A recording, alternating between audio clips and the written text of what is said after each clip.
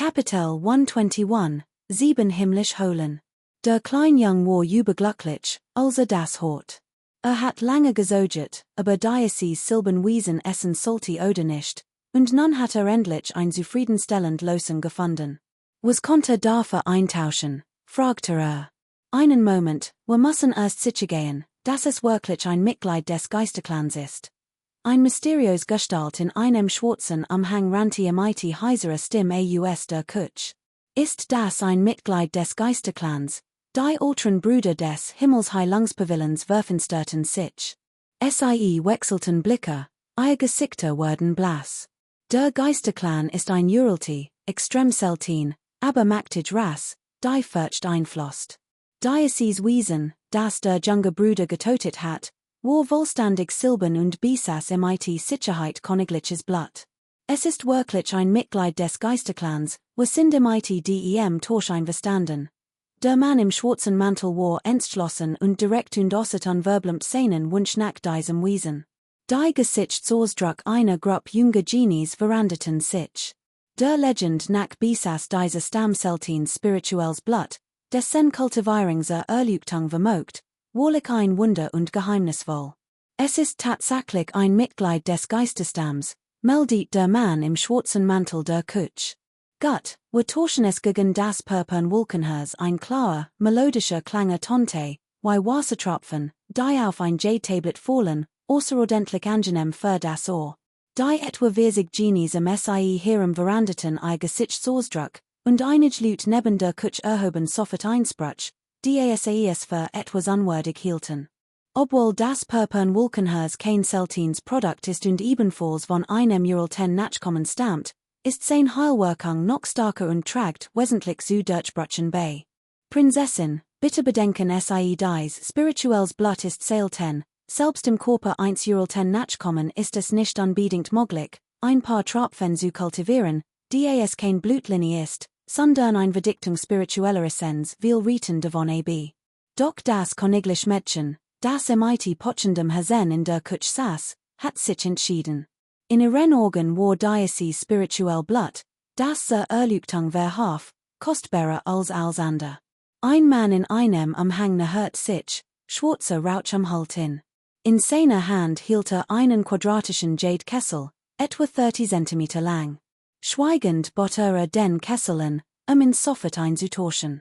Das heißt, one Schuh ist eine lange Einheit in China, one Schuh entspricht 1/3 Meter. Natürlich muss das kein Genor hinzehen, schließlich war dies Uralty Art äußerst selten, und ein solcher Tausch dürfte nicht auf die leichte Schulter genommen werden. Auch die drei ultren Brüder und zwei ultren Schwestern des Himmelsheilungspavillons traten vor, zu sehen.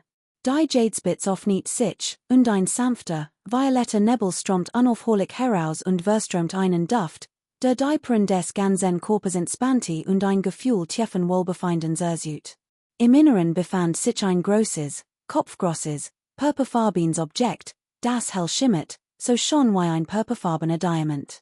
Es verströmt einen kostbaren Glanz und einen betorenden Duft, und purpurfarben Rauchschwaden stiegen von ihm auf. Dies war das Purpurn Wolkenhaus, das Haus eins Wilden, Uralten Wiesens, und doch glich es einem großen, strahlenden und wunderschönen purpurfarbenen Edelstein. Wahrlich, es ist ein Schatz, ein seltene Entdeckung auf der Welt, riefen die Genies des Himmelsreparator Pavillons bewundernd aus ihr Augenleuchteten außergewöhnlich hell. Erst vor kurzem hatten sie in China Schlacht teilgenommen und das Purpurn Wolkenwiesel unter großen Anstrengungen erlegt. Obwohl der Name Diocese Wilden Wiesens, ein Wort Wieselen thielt, wird es als Vogel klassifiziert. Denn, abgesehen vom Kopf ähnelte der Rest seines Körpers der unverwechselbaren Gestalt eines Raubvogels, der hoch in den Himmel kreiste und es nahezu unbesiegbar machte. Allein Diocese ein Uralty Wiesen hat der Gruppe der Genies bereits betrachtlich Schwierigkeiten bereitet, wären sie nicht so zahlreich gewesen und hat die jüngste Tochter des Menschenkäses nicht im entscheidenden Moment persönlich eingegriffen, hat es schwer Verlust gegeben. In gewisser Weise war die Kampfkraft des purpurnen Wuckengeiers sogar größer als die des silbernen Wiesens, doch leider traf auf ein Gruppe mächtiger Individuen, was zu seinem bitteren End führte. Nicht schlecht, sagt der Jung zufrieden. Diocese Purpurn Haus, why der Name schon sagt, verstromt Purpurn Energy, die wie Wolken wirbelt, one den Jerek von Blut, sundern im IT einem betorenden Aroma. Neben der Kutsch blitz ten die Organ der Genies vor Verlingen auf, warend sie das has gebannt betrachteten. Sie wollten sich nur ungern davon trennen, nicht eintauschen. Doch es gab keinen anderen Weg, die kleine Prinzessin hatte meisten dazu beigetragen, die sen wilden Vogel zu töten. Außerdem war die Hälfte dieser Leute vom Menschenkäse wegen seiner Jungen Tochter eingeladen worden, und die andere Hälfte waren Genies ausdem Führreich, die Bewunderung gefolgt waren, die kleine Prinzessin zu beschützen. Nachdem die Tochter des Menschenkäses ihre Meinung geäußert hat, blieb ihnen nichts anderes übrig, als sich zu fügen, auch wenn sie es nicht wollten. Der kleine Jung stellte den Jadekessel vor sich beiseit, blickte sie kutschend sagt, Prinzessin, ich gehor auch zum Himmelsheile Pavien. Get doch zu eurem altren Bruder ein Grupp von Genies war verbluft, die es kind war viel zu ungezwungen. Obwohl sie Mitschüler waren, wagten es nur wenig, die Tochter des Menschenkäses anzusprechen. Waren hofflich und zurückhaltend vor der kleinen Prinzessin. Selbst die 5 Genies des Himmelsheile Paviens fühlten sich etwas unbehaglich. Obwohl sie im alten reinen Land gemeinsam trainiert hatten sie nie direkt im IT der Prinzessin gesprochen, sondern sie ne aus der Fern beobachtet. Ein rotes Lügten blitz auf, und der Vorhang aus Perlen und Julen der Kutschword beiseite geschoben und gab den Blick auf ein junges Mädchen frei, wie legt 15 oder 16 Jahre alt. Ihr Stern war voll und hell, Gesicht oval, ihr Augenbrauen geschwungen, und ihr großen, funkelnden Augen strahlten ein spirituelles Licht aus ihr Haut war schnurweis. Obwohl sie noch nicht ausgewachsen war sie groß, mindestens einen Kopf größer als ihr altes Genossinnen, nicht kleiner als 18 oder 19-jährige Mädchen. Kapitel 122, die Lage. Hulinge war außer sich vor wat. Schwarzes Haar wet im Wind, ihr glasigen Augen waren weit aufgerissen, ein Lichtkranz umgab sie, ihr Kleidung flatterte. Halt! Was auch immer los ist, lasst es uns langsam angehen das kleine Mädchen which schnell zurück, spürte ein brennendes Gefühl und erkannte, dass sie gerade einen purpurroten Boden betreten hat, wo Lava kurz vor dem Ausbruch zu stehen schien. Die Prinzessin des Führreichs, rasend vor Zorn, öffnete ihren kirschroten Mund und spuckte ein Flamm, umgeben von wirbelnder Lava. Oh mein Gott, du kannst Feuer speien. Genau wie der Großbostrasch aus den alten Legenden als Hulinge das hat, wurde sie noch tender, ihr Augen sprühten förmlich vor Feuer. Vor verwandelten sich die Flammen in einen kleinen roten Spatz, der ein Wutens Inferno und Hitzwellen in sich trug und einen zinnoberroten Vogel lebhaft nachbildet. Das kleine Mädchen which nicht weiter zurück, hinter erstchen ein Silben, kreisrund Mundscheib, die ein kalte Aura ausstrahlt, sie am Halt und das lodend Feuer abskirmt. Schwester, alles muss langsam geschehen, reg dich nicht auf. Uralty bo strachen waren also. Wenn du so weitermachst, verjagst du all, sagt der kleine Jung. Hat gerade seinen Mund geöffnet, in die Himmelschule zu fliegen, und nun war sein ganzer Körper voller Energie und Geist. Verglichen im IT den Genies, die sich in dieser kleinen Welt versammelt hatten, konnte als Meister gelten. Schwester, warum diskutieren? Kleiner Bruder, ist Sester, nimm es im nicht übel, 5 Genies ausdem Himmelsheile Pavien eilten herbei und versuchten unentwegt, in zu überreden. Hulinge zog ihr Aura zurück, die purpurroten Flammen verschwanden, und sie nahm ihr ursprünglich Gestalt wieder an. Sie funkelte den kleinen Jungen und sagt, ist schon in so Jungen Jaren so verwohnt, wie viel schlimmer würde erst sein, wenn erwachsen ist. Ich kann im verseihen, aber dies mal, wenn wir gottlichen Hol gehen, darfst du dich auf keinen Fall mighty dem neunkopfigen goldenen Lohen anlegen, okay, aber Hauptsache, provoziert mich nicht, der Kleinjung stimmte sofort zu. Die gottlich Hol lag in einer Ebene. Die Baum waren so hoch, dass bis halben Körpergroß 1 Menschen reichten, Wild Wolf hielten, und der Ort war so abgelegen, dass man kaum jemandem begegnet. Die Gruppe betrat das Graland. Unterwegs schubten sie viel riesig Wolf auf und bahnten sich vorsichtig, waxam und aufmerksam, iren weg durch das Gestrüpp. Die untergehend Sunfarbte den Himmel rot, und die rosafarbenen Wolken ließen die weite Graslandschaft noch trostloser erscheinen. Kleiner Bruder, wachst du es immer noch? Das ist die Tochter des Feuerkäses des Menschenreichs, der selbst die großen Könige und Markgrafen Respekt und Ehrerbietung erweisen, sagt ein ultra Bruder ausdem Himmelsheile Pavien. Sie wollte mich doch nicht etwa bestrafen? Ich habe nur ihr eigen Waf gegen Sie eingesetzt, sagt der Jung. Sie hat nur geschert, Sie hat mich nicht wirklich geschlagen, sagt ein alter Schwester unzufrieden. Nun ich habe nicht viel Kraft angewendet, nur ein leichtes Klopfen, wie beim Kratzen. Sie hat nicht wirklich Schmerzen gespürt, sagt der Jung Wurgwand. Vorn in einer Kutsch sitzend, dreht die Prinzessin des Feuerreichs den Kopf. Ihr großen, klaren Augen schienen Feuer zu speien. Schwester, schau mich nicht so an. Ich will keinen Streit anfangen, aber es gibt viel Dinge, die du ändern solltest, entgegnet der Jung unbeirrt. Was meinst du damit, Hulinge erwidert, ihr roten Lippen aufnieten sich und gaben den Blick auf ihr perlweißen Zahn frei, was noch schon ermarkte. So ist solltest du abnehmen. Sei dir deinen Hinternen, der ist so groß und rund. Das ist nicht gut für den Kultivierung, sagt der klein junge Mighty einem schelmischen Grinsen.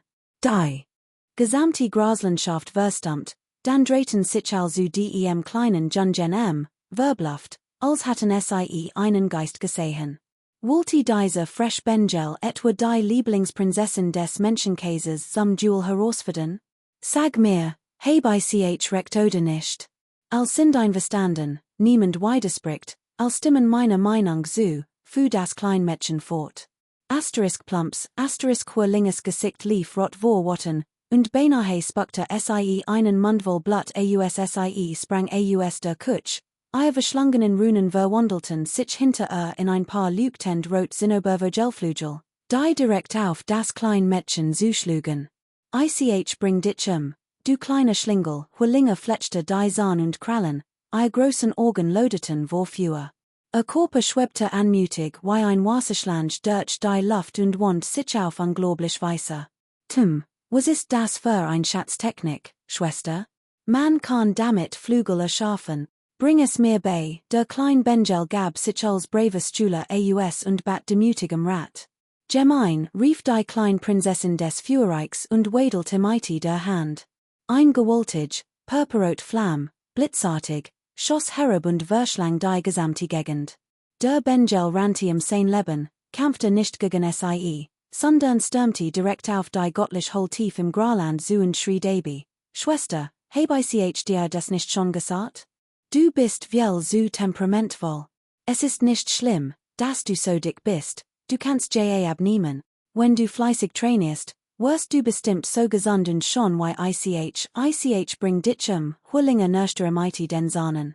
War die geleibt Tochter des Menschenkäses. Wer wagte es, sich mighty anzulegen? Schon das Sprechen mighty verlangte Respekt, und doch war hüt wiederholt von einem rotzfrechen Bengel beleidigt worden. Why hat die nicht wütend sein sollen? Die Graslandschaft ward von lodenden Flammen am Halt, die sich ausbreiteten. Zuvor hatten die trockenen Gräser Feuer gefangen, und der Ort verwandelt sich rasch in ein Flammenmeer. Es war ein wild jagd gewesen, und schließlich musste auch der klein Jung in den Kampf eingreifen. Kämpfte arbeitet inmitten der Osche und zog die Aufmerksamkeit vieler Genies auf sich. War die Tochter des Menschenkäses, als Wunderkind gefeiert, für ihr außergewöhnliches Talent und ihr immens stark gepriesen, und nun liefert sich einen erbitterten Kampf mighty einem bloßen Kind, one das in so kurzer Zeit ein Seat die Oberhand gewinnen konnte. Schließlich war der Kampf vorbei, das Kind war so energiegeladen wie zuvor, während Huerlinge schwärmt, ein Anblick, der all Anwesenden erschreckte. Vor ihnen erhob sich ein gewaltiger, majestatischer Berg, der einzig seiner Art in der gesamten Graslandschaft, hochaufregend und imposant. Inmitten seiner Hand klaffte ein dunkles, klaffens Loch, dessen tief unbekannt war und das ein undefinierbar Aura ausstrahlt. Am Fuß des Berges stand schon lange ein Grupp von Creaturen, allesamt unglaublich mächtig, I Blicker bedrohlich gerichtet. Kapitel 123, der Sieg über den Neunkopfigen Löwen. Die Sonne ging im Westen unter, schwindens rot verblust am Horizont, der Himmel verdunkelte sich allmählich. Über die weite Graslandschaft holte das ohrenbetäubend Gebrüll eins Lowen weiter und jagte allen Anwesenden einen Schauer über den Rücken. Alsogen sich eilig zurück und entfernten sich von diesem furchterregenden Schlachtfeld. Der young Neb, der gegen den Neunkopfigen Löwen kämpfte, stürmte tief in die unendlich weite der Graslandschaft, weit entfernt von der majestatischen Bergkette. Das Schlachtfeld erstreckt sich unglaublich weit und offenbart ein furchterregend göttlich Markt. Der Goldin los dies ein langes Gebrüll aus, sein Neunkopfe hielten gleichzeitig, nun Goldin Wellen brandeten wie nun gewaltig Flutwellen Höveer und erschütterten Himmel und Erde mit einem ohrenbetäubenden Gebrüll. Dies war die göttlich Markt des goldenen Löwen, die Technik des Löwenbrülls. Die Schallwellen ließen die Erde bersten, und die gesamte Vegetation der Graslandschaft zerfiel und bot ein wahrhaft furchterregendes Schauspiel. Der Jung kämpfte mit aller Kraft, Kampf war unglaublich intensiv und atemberaubend, ein unerbittlicher Ansturm von Angriffen und Schlagen. Hundert von Meilen voneinander entfernt, dente sich das Schlachtfeld immer weiter aus brüllen, das Löwenbrüll war überwältigend, die Neunschädel brüllten wütend, die Schallwellen wurden greifbar. Deutlich sichtbar waren Goldin Wellen, wie ein gewaltiges, wogens Meer, die den Himmel bedeckten, wie massiv Wellen, die gegen die Küste brandeten. Sie griffen horizontal und vertikal an, das Schlachtfeld veranderte sich ständig. Im Graland torchten felsig Hügel auf, doch unter dem Löwenbrüll feckten die goldenen Wellen über sie hinweg und zerschmetterten dies niedrigen Hügel in Stück, manche Felsen explodierten zu feinem Staub. Die Verfolger starrten fassungslos und zitterten unkontrolliert. Die Schallwellentechnik war wahrlich mächtig, ein solch göttlich Technik konnte nur von den Angehörigen der goldenen Löwenlinie angewendet werden. Die weite Graslandschaft, das Gebrüll des Löwenkönigs, die Sieger im Kampf um die Vorherrschaft, das Gebrüll, das Berge und Flüsse erseten last, die Starken, die schwachen jagen, die Überlebenden, die sich anpassen, das war es. So sieht die groß Wildnis hut aus der Goldin Löw ist furchterregend groß, stark und majestatisch. Sein gewaltigen goldenen Klauen, die jeds Mal hebt und senkt, besitzen die Markt, Berge am Einster zu bringen und die Erde zu bersten. Also mit der Faust des kleinen Jungen zusammenstößt, erbiben die himmelfüllenden Runen unaufhörlich und lassen all in der Fern vor Angst erseten. Eier Angst gilt nicht dem goldenen Löwen selbst, sondern dieser kleinen Gestalt. Woher nimmt sie solch immens Stock? Körper prallt auf den des kleinen Jungen, doch sie scheint keineswegs im Nachteil zu sein. Im Gegenteil, sie übertrifft in im Langen. Der Goldin Löw verlies sich stets auf die Runen, die sein riesigen goldenen Klauen umhalten, nicht allein auf sein Körperkraft, seinen Gegner zu bezwingen. Jeds Mal, wenn die beiden aufeinander prallten, holte Donnens Gebrüll über die weite Graslandschaft. Klirren, neben der physischen Auseinandersetzung brachen gelegentlich blendend Lichtblitz von beiden aus orchie Artefakte prallten aufeinander. Der Neunkopfige Löw auf nicht sein Mal und spuckte nun fliegend Schwerter aus, die unerbittlich nach vorn stürmten. Es war ein furchterregende Ansammlung von Artefakten, die zwei Formen nahmen, mal verwandelten sie sich in Scharfschwerter, mal in Löwens an. Sie leuchteten hell, wie nun Sonnen, die das Gebiet bewachten. Offenbar waren dies nun fliegenden Schwerter aus den Sahnen des goldenen Löwen geschmiedet. Sie gehorten jedoch nicht diesem Jungen Löwen, sondern waren ein Geschenk seiner Eltern. Anders hatte nicht über solch immens Markt verfügen können.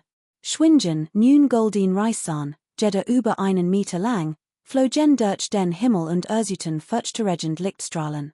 Sie trafen das kein direkt, rissen im einig Haarstrahlen vom Kopf und durchschnitten den einen nahen Berg. Was für ein mächtiger Schotz, rief das kind erschrocken und wert sich mit aller Kraft. Der magisch Spiegel in seiner Hand sant blendend Blitz aus, die den Himmel erleuchteten, während erbitet gegen seinen Gegner kämpfte. Klirren, der Blitz traf die goldenen Reissan und ersut ein ohrenbetäubendes Drohnen, why das aufprallen auf ein massiv Stallplatt oder why der drohnen Trommelschlag des Himmelsreichs, der die Hasen aller Anwesenden heftig erzitten ließ. Das Kind hat endlich einen ebenbürtigen Gegner gefunden. Der Goldin lo war warlich fürchterregend, die beiden kämpften imiti bebenartiger Wucht, ein tobender Sturm heulte und erschüttert die gesamte weite Graslandschaft. Why fürchterregend? Was für einen Hintergrund hat dieser young Mensch?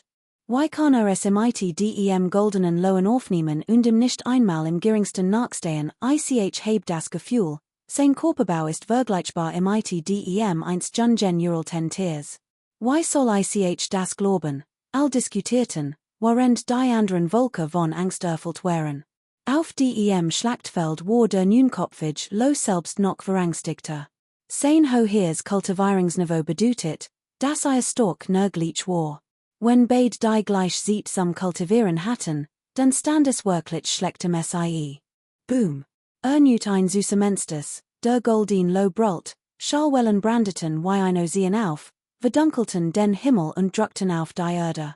Doch dieser young Mensch war wie ein Gott, sein ganzer Körper in göttliches Licht gehüllt.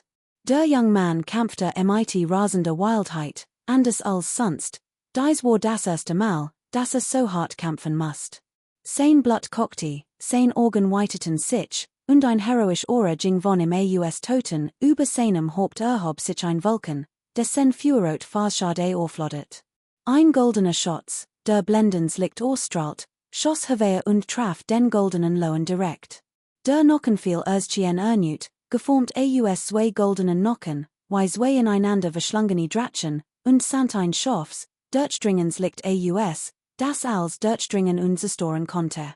Der Goldin Drachenfiel schoss vorwärts, begleitet von Drachengebrüll und Schreien, die Tausend Lebusen vor Angst ersitten und unterwürfig in die Nieswingen ließen. Der Neunkopfig lo, verangstigt, which schnell aus und verwandelt sich in einen goldenen Lichtstrahl, der sich über die weite Graslandschaft erstreckt und sich wie ein Wild Wogens mir aus goldenen Blitzen hin und her bewegt. Sich. Das Goldin liegt ersut ein riesig flash goldener Farbton, die gesamte Graslandschaft gelb farbte. Das explodierend Goldin liegt breitet sich weiter aus, ein crashens Geräusch holte weiter, als der Goldin Nockenfiel einen ganzen Berg durchschnitt. Die obere Hälfte stürzte ein und rollte hinab, wobei ein dickte Staubwolk entstand. Der Goldin lo befand sich in einem furchtbaren Zustand, ein großer Teil seiner Mann war abgeschnitten, und sein Schädel war fast gespalten, sodass ein schrecklich Wand sichtbar ward. Blut strömt herab und farbte sein Augen rot.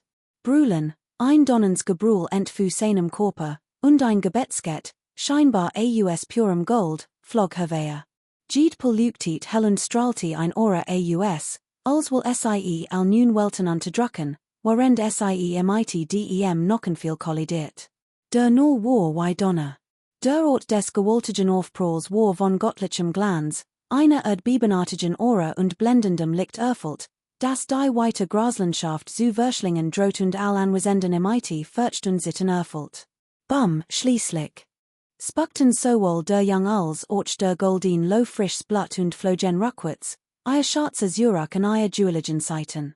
Kapitel 124, die göttlich Hol. Der Neunkopfig lo war außer sich vor Wat. Imit seiner edlen Abstammung und seiner gewaltigen Geschichte, wer wird es wagen, in als Rietier zusammen, außer wie legt die Reincarnation eins Uralten Gott. Ein Goldin Aura erhob sich und farbte die gesamte Graslandschaft in goldens Licht. Wird sich heftig, schüttelte den Kopf und wedelte mit dem Schwanz. Sein Körper war von dickten Runen bedeckt. Wird sich mit aller Kraft und wollte den Jungen Menschen töten. Doch das Kind klammert sich fest in sein Haar und saß wie ein Fels auf seinem Rücken. Es konnte sich nicht rühren, als wäre es im zu einem einzigen Wesen verschmolzen und direkt auf seinem Rücken gewachsen. Wenn du dich bewegst, verschling ich dich, warnte das Kind. Tot mir, der Neunkopfig lo kämpfte verzweifelt und weigert sich natürlich, aufzugeben. Die Runen in seinem Körper pulsierten, als wollten sie das Kind in einem verzweifelten Versuch zwingen, aufzustehen und seinen Rücken zu verlassen. Lautlos erschienen die Gebetsböllen wieder, Ged einzeln Funkelti wie ein klein Welt, Nebel wirbeltem sie Hiram und versucht, das kein zu bandagen. Schließlich verwandelten sich nun goldin Reisan in fliegend Schwerte und trafen den Kopf des keins Mighty einem Leisen klirren. Ein goldener Nockenfeel traf sanft. Der Tony Spiegel schrie auf und erstrahlt ebenfalls in Licht, widerstand diesem Schotz und liefert sich einen erbitterten Kampf. Das wütend kind, one Nade, packte das goldin Haar Mighty eine Hand, warend die andere Faust gebolt word und auf den Schädelschlag.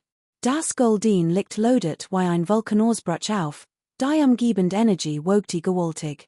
Brüllen, der Goldin lo brüllt vor Schmerz und Sties ein Hühlen aus einer Szene Schädel word so heftig getroffen, dass blutüberströmt und fast gespalten war. Du Menschenjunge, du ist mich erzant, brüllt der Nunkopfig lo, sein Goldens fell strobte sich, Ged Strand stand ab, ein furchtregender Anblick. Eine Szene Kopfer wuchs plötzlich mein Vielfachsen, wie ein Mühlstein, dessen Goldens liegt hell erstrahlt. Brüder, sei vorsichtig, warnte ein alteres Schüler des Himmelsheilungspavions hinter im Lot stark. Der Nunkopfig lo stand kurz vor der Selbstzerstöring. Das kein Sties einen Leisen schrei aus und, schoss Kursengerade in den Himmel, entkam dem Rücken des Lohen, denn es wollte nicht im IT seinem Gegner sterben. Doch zu Jedemans Erstaunen schrumpfte der rasch wachsend Schädel des Lohen plötzlich wieder auf sein ursprünglich groß. Der Nunkopfig lo schwang sein magisches Artefakt und schlug wütend nach dem Kind, als wohl es in der Luft toten. Was für ein abscheulicher, monströser lo rief das Kind kalt, riss das Maul auf und Sties ein Lots Gebrüll aus sein ganzer Körper verwandelt sich in ein Meer aus Donner und Blitz, das Goldin Lichtblitz wirbelten. Selbst sein fell word golden, wie ein praktisch Sun, die kurz vor der Explosion stand. Es zog den Nockenfeel, den es im Kampf Mighty den Gebetsperlen benutzt hat, Zurück und traf den Nunkopfigen Lohen direkt. Gleichzeitig entfesselt es sein mächtigste magische Technik. Es lenkte den Blitz so, dass Ged der Nunlügtenden Pelen traf und diesem Schotz widerstand. Boom, der Jung setzte ein mächtig Schutztechnik ein, den nun blendend hellen Pelen zu widerstehen, als kämpfte gegen ein Stück der Welt selbst. Ein Horch von frischem Blut trat ihm vor Schreck aus dem Mundwinkel. Waren entsetzt und zutiefst erschüttert. Wie stark waren Körper und Geist dieses jungen Menschen? Hat ein mächtig Schutztechnik eingesetzt, den goldenen Pelen zu widerstehen, und dennoch hat ihnen widerstehen können, Stock war gleichzeitig entfaltet der Goldin Nockenfeel sein gewaltig Wirkung und verwandelt sich in zwei Drachen, die schnell herabstürzten. Schwanz peitschten herwehe, ein ohrenbetorbens Drachengebrüll holte durch den Himmel, und stürzten sich mighty Wolle wuckt nach vorn. Der Goldin lo, verangstigt, which schnell aber es war bereits zu spät.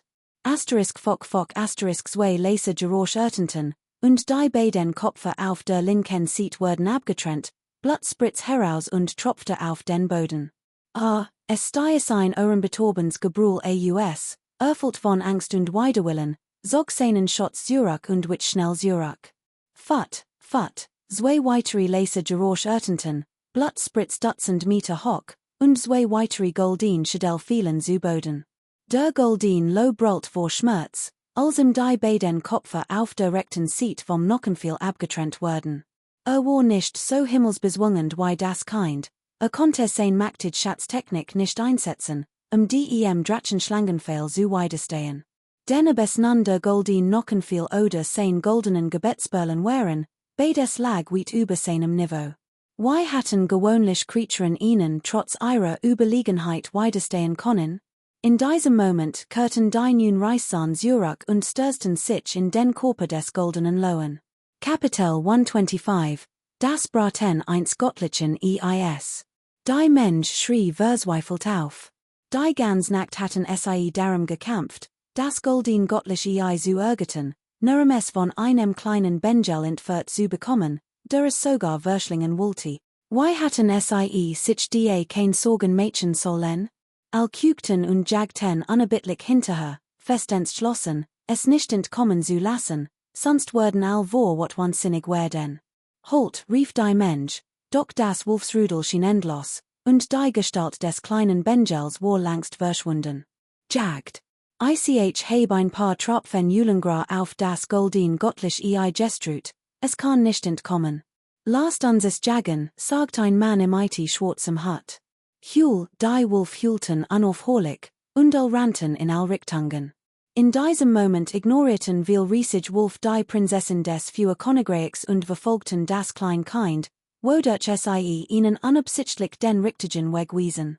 Hut Nacht herrschte im weiten Graland Aufruhr, alle Busen waren unruhig, das Heulen der Wolf holte überall weiter, und grün Augenpaar huschten wie Erlichte durch das Gra.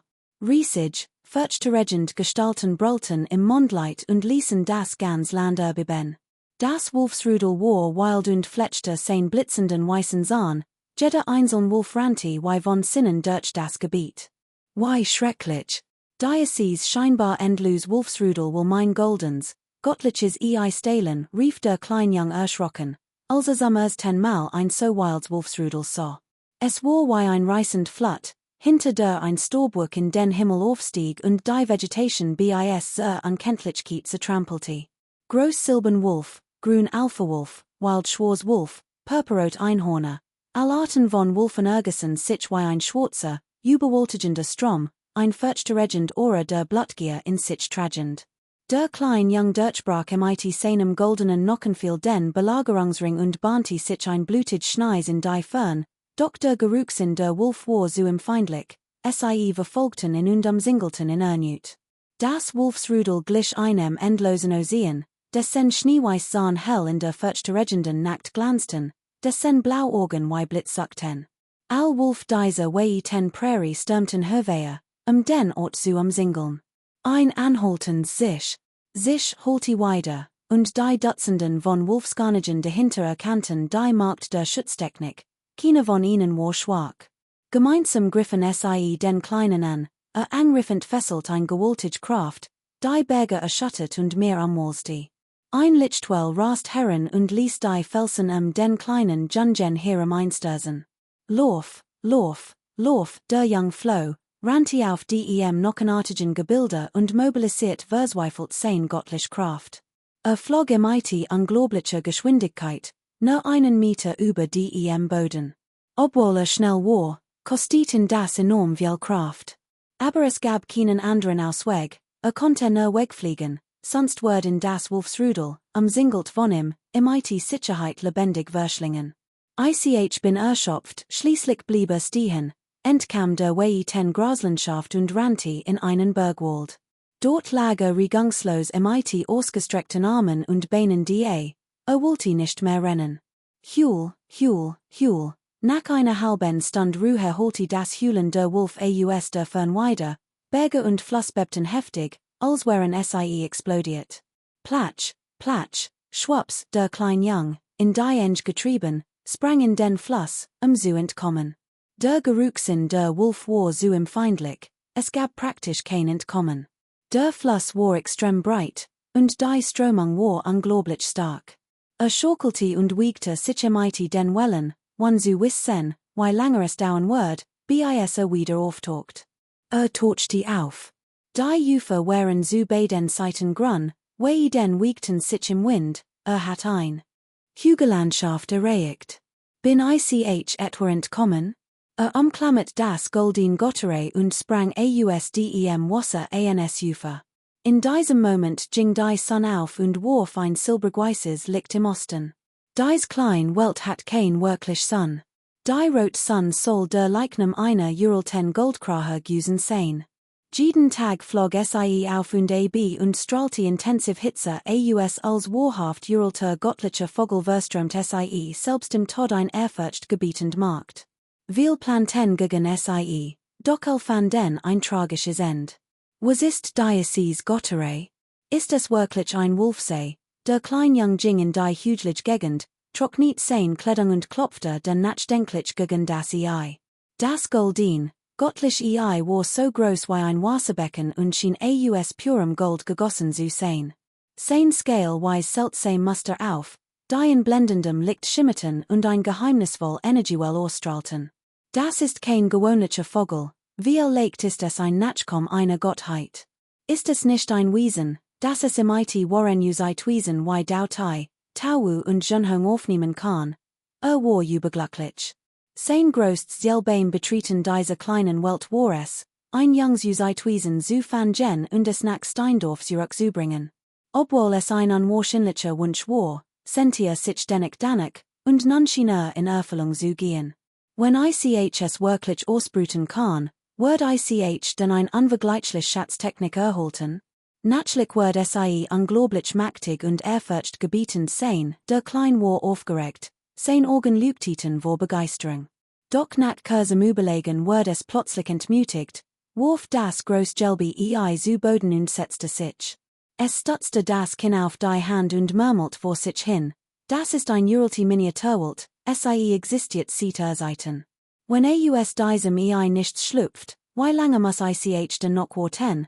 Es vermutet, dass das gelbe Ei beschädigt sein muss, sonst wär langst ein uraltes göttliches Wesen daraus geschlüpft und es hat sich nicht bis jetzt so lange hingezogen.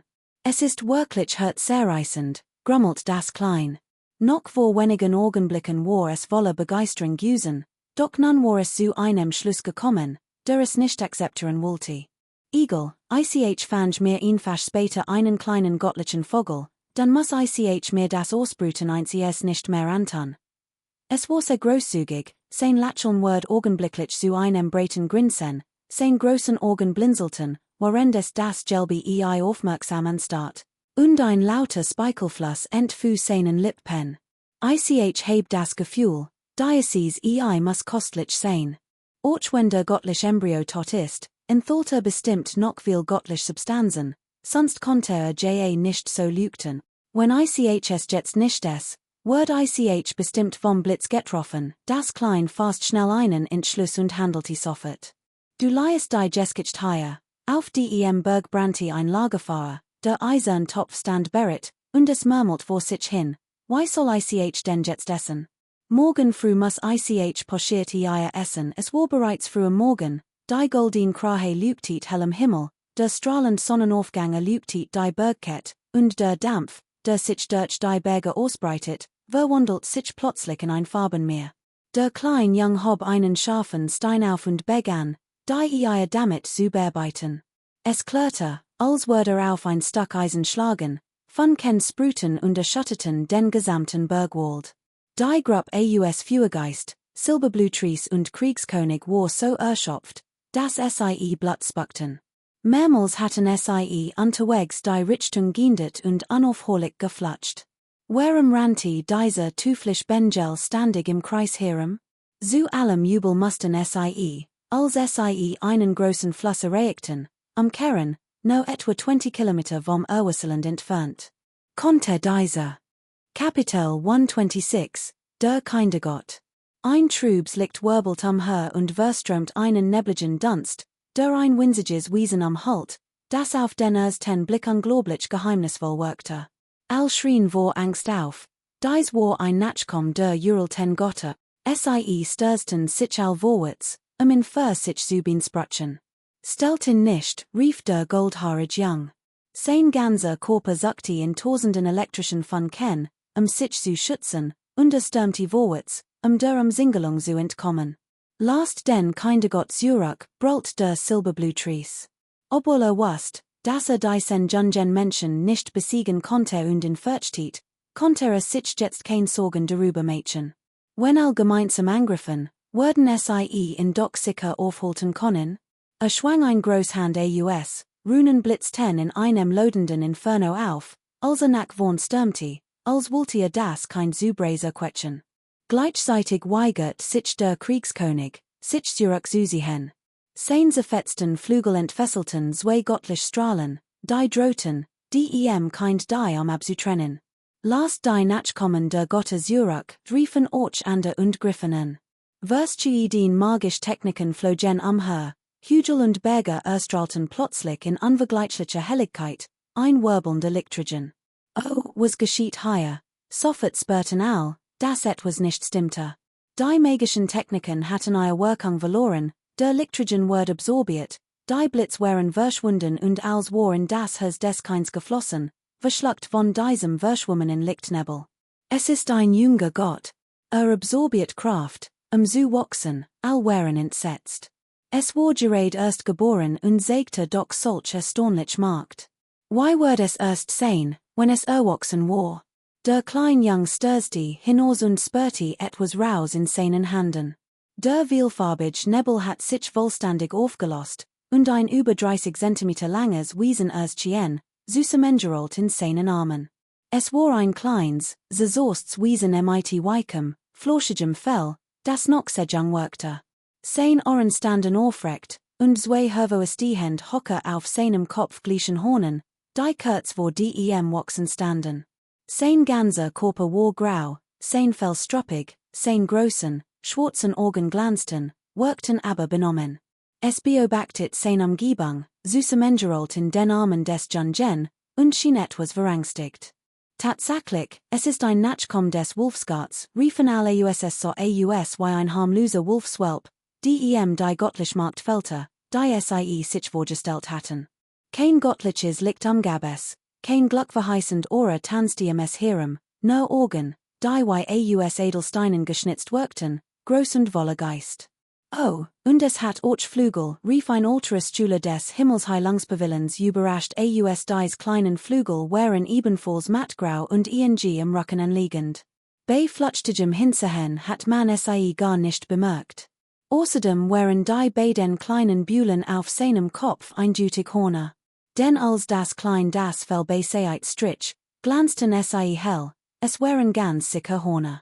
Legen Wolf orchi Eier, rief das klein aus und start den Wolfswelpen in seinen Armen mit großen Organen. Al zuckten zusammen, als schnaubte, planto etwa, den göttlichen Fotos zu fressen? Das war Blasphemie gegen die Götter. Wenn der Wolfsgott einen Geist hat, würde mit göttlicher Straf herabsteigen es in nicht, rief Willinger nervos und trat vor, in mit ihrem schneeweißen, jadeartigen Arm aufzuhalten.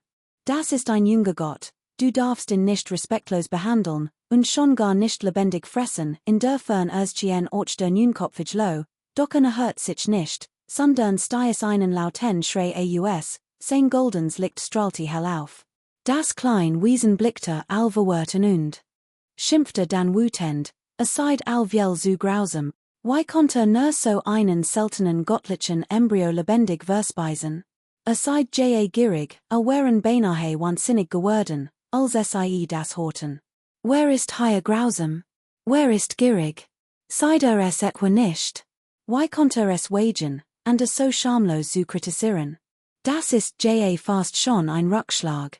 Ein göttlicher Embryo muss genannt werden, sonst würde sicher vom Blitz getroffen, der klein Benjel schluckt schwer, warende sprach, sein Augen leuchteten noch heller, was alner noch mehr erschreckte. Offensichtlich waren Sorgen unbegründet. Der Benjel wollte den göttlichen Embryo ganz bestimmt nicht verspeisen. Wollte ihn wirklich nahren, dann die Bedeutung der Runen im Körper des Jungen Gotts erforschen und ein weitere unvergleichlich göttlich Fähigkeit erlangen. Genau. Kapitel 127, der Lowenclan. Wie majestatisch der Neunkopfig lo doch war. Sein ganzer Körper schien aus purem Gold geschmiedet, unglaublich stark und furchterregend, sein golden Mann blendend, und sein ganzes Wesen strahlte explosive Kraft aus sein Augen waren kalt, wie die eine uralten Gottheit, die in die Welt geboren ward, unter dort schritt die Berge und ließ viel Geschöpf versitern. Sehe ich Gespenster? Das ist der Neunkopfig lo, der legendär Nachkomme, dessen Markt überwältigend ist, sobald ausgewachsen ist, unbesiegbar.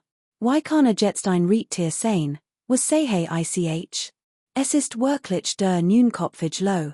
Ich haben schon einmal gesehen, ein einziges Gebrüll splittete den Berg unter mir in via Tal. Ein König, so arrogant und stolz, und nun wurde von jemand anderem bezwungen. Unsalig Geschöpf in den Bergen waren entsetzt. Der Neunkopfig lo war ein legitimes Mitglied des Volks der uralten Nachfahren. Sein Blut war rein, sein Ruff weitreichend, sein Vorfahren durch die Geschichte hindurch berühmt und in deren Teich als der göttliche König bekannt. Nun hat ein junger Mensch einen goldenen Lohen von edler Abstammung gesamt und in zu seinem Reittier gemacht, ein wahrlich schockierend Nachtrick. Der klein Jung, der auf dem Rücken des Neunkopfigen Lohen saß, war überglücklich. Auf ihrer Reise durch Berge und Wälder, durch die Wildnis, wagte es kein Wesen, in herauszufordern, waren verrangstigt und äußerst respektvoll. Ein solches Reittier zu besitzen, war wahrlich ehrfurcht gebietend und ließ die gesamte Bergkette erbeben. Viel Creaturen flohen voller Angst, wohin sie ortschen sittend war fürcht. Kleiner Bruder, du bist wirklich erstaunlich. Den Reis durch die Berge und Wälder jagt allen Tyren Angst ein und erschreckt all Vogel. Wir sind seit dem Morgen unterwegs, und kein einziger Mensch hat es gewahrt, uns zu belastigen, lobte ein alteres Schüler. Der Neunkopfige lo war beinahe in Tränen ausgebrochen, als dies hort. Als Reittier eins anderen so ungestem vorwärtsstürmend, why hatten ander die kein Angst haben können? In grauer Vorzeit nutzten nur Gotte solch machtig Wesen als Reittier. Wer sonst hat es gewahrt? Und nachdem sich ihr Vorfahren in reinblutig Jorzeit Bestien verwandelt hatten, schlachteten sie sogar Götter ab. Wer hat es gewahrt, einen so wilden Stamm zu provocieren? Der Neunkopfige lo tobte vor wat, stürmte unaufhaltsam voran und trieb die Genies andere Volker in die Flucht. Doch führen war das als nichts Besonderes, die bereits zum Reittier eins anderen geworden war. Sie trennten sich von der Prinzessin des Fuhrreichs und einigen Genies aus dem Himmelsheile Pavillon. Das klein Wesen wollte die unsterblich göttlich Quell finden, dies gegen zu verlassen und nach neuen Möglichkeiten zu suchen. Den golden Gebetsget ist gar nicht schlecht, Jeedpelist wie ein klein Welt, die anderen furcht einflost, lobte das klein Wesen unaufhörlich sein schimmenden Pelen. Du leihest ein Geskicht, die von, Website-Adress, kopiert Word. Der Stolz Neunkopfige losiniert über den Ursprung dieser Pelenkett, die sorgfältig aus den goldenen Überresten eins tugendhaften und talentierten Vorfahren poliert worden war. Sie Bisas Markt, die von den unbesiegbaren Runenriegeln seines Clans heruet. Nachdem dies Pelenkett vom Neunkopfigen Lohen König erhalten hat, hutito sie wie seinen Orgapfel. Kapitel 128, jagt im Regen. Die zen Personen, die sich gegenüberstanden, veränderten ihre Farbe. Sie gehorten dem Federklanen, unter umfassens Wissen erlortes ihnen, die außergewöhnliche Nature des schimmernden Nockenspiegels in der Hand des keins zu erkennen, wars wie Fellows ein mächtiger Schatz. Angriff, rief einer. Die anderen schwiegen, waren aber äußerst entschlossen. Augenblicklich verstärkte sich die Aura Jeden von ihnen und ersut schließlich Geräusch wie ein Tausends mehr. Grollen, die Zen-Personen bewegten sich gleichzeitig, und gewaltig blau Wellen erhoben sich in Schichten und umhalten die gesamte Bergkette. Dem Federclan war von Nature aus die Fähigkeit gegeben, mit Wasser zu verschmelzen. Vom Himmel ergoss sich ein Wolkenbruch. Es war, als würden sie unaufhörlich mit Lebensenergie und Geist versorgt. Im Menü verbenden sich dies Zen-Personen mit Himmel und Erde. Ihr Lebensenergie war wie ein Meer, und die dichten Runen verwandelten sich in Dutzend gewaltige Wellen, die vorwärts brandeten. Es war kein Teach, sondern ein Meer aus Runenwellen, wollig verschwommen, das sich gegen den Himmel presst, unglaublich furchterregend und unaufhaltsam. Boom, nicht weit entfernt ward ein kleiner Berg von den Wellen erfasst und zersplitterte, Felsen und Erde stürzten herab, uralte Bäume zerbreken und explodierten. Auf, der Neunkopfige lo brüllt Laser, ein golden Gebetsget erschien, erhob sich und schwebte in den Himmel, wobei den Dutzenden massiven Runenwellen blitzschnell auswich. Selbst seine Kraft wagte es nicht, ihnen frontal entgegen zu treten. Dies ist ein extrem furchterregend Schatztechnik. Die Währendkraft der Runen von Zen-Personen ist nicht einfach zu adherieren, ihre Kraft entspricht der von 20 oder 30 Personen zusammen, sie jagt anderen Angst ein, selbst das klein Kind war entsetzt. Die Zen-Personen waren außergewöhnlich, aber was noch furchterregender war, dass sie all dies Geheimtechnik gemeinsam einsetzten. Böser Wind und Regen, Stern und Mannsboltung, die Menschen schrien gleichzeitig, und der Regen im Himmel wird starker und verwandelt sich in scharf Klingen. Donnernd erhellten blendend Lichtstrahlen den Himmel und zielten auf die beiden Männer und den Lohen. Sich. Jeder Regentropfen war scharf wie Pellets Metall, durchbohrt die am liegenden Berge mit unsaligen Locken, zersplittete Uralti Baum und verwandelt Felsen in Wabenformige Ries. Der Goldin lo Brult, stampfte Imiti den Beinen auf und sprang hoch, sein ganzer Körper leuchtet, und stürzte sich aus der Luft auf Dimension. Gleichzeitig leuchtet auch sein Gebetsget und verwandelt sich in einen Lichtstrahl, der seinen Körper schützte. Himmlisch und erdbebenartig riefen sen Menschen. In diesem Moment verstärkte sich der Regen am Himmel, und die Pfützen am Boden schwappten über. Es entstand ein überflutetes Gebiet, wollig verdunkelt, Runen bedeckten alles und zogen auf Sie zu. Außerdem hatten Sie unweit davon einen großen See aufgerissen, der wie ein Tobens Meer auf Sies Uralti. Runen verdichteten sich und ein blendendes Licht strahlte aus, das die Majestät von Himmel und Erde in sich trug. Ein gewaltiges Tosen wie von einem tobenden Meer, gewaltig Wellen, unzahlig Runen türmten sich auf und wurden zur Quell der Zerstörung, entschlossen, die beiden Kinder zu verschlingen. Der majestatisch Goldin Lo, der Herrscher des Lands, hast Sumpfer wie die Sen, besonders solche, die machtig Techniken bargen. Die unsaligen, ineinander verschlungenen Muster ließen in sich wollig hilflos fühlen. Sie Schmetteri rief das Kind und Griffen. Sein rechter Hand spreist die 5 Finger und entfesselt 5 Strom goldenen Blitzes, die gesamte Wasserkugel auslöschten. Gleichzeitig umklammert sein link Hand den magischen Spiegel fest und drückte mighty aller Kraft dagegen, wodurch ein gewaltige Explosion ausgelost ward. Ein extrem dicker Blitz schoss empor und durchdrang den Regen. Ein lauter Null holte weiter, und unzahlig elektrisch Funken sprühten. Die Regentropfen im Teach schwarmen wie wirbelnd Goldin Schlangen wild und rasend. Wo Wasser ist auch Blitz. Beides ist miteinander verbunden und erzeugt ein furchterregendes Schauspiel. Je starker das Wasser, desto gewaltiger der Blitz.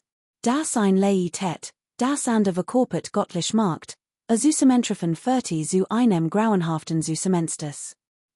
Im selben Augenblick schrien 6 Menschen vor Schmerz auf und wurden zersiet geschludert. Ihr Körper waren schwarz verkohlt, Rauch stieg vom Regen auf, wohlstandig zu Osche verbrannt. Die 6, die zu Boden fielen, wurden augenblicklich in Stuck gerissen, ihr Körper vom Blitz zu Staub zermahlen, und schon der geringste Aufprall hat sie zersplittet. 3 Männer, deren Blut strömt und deren Körper schwarz verkohlt waren, starben nicht sofort.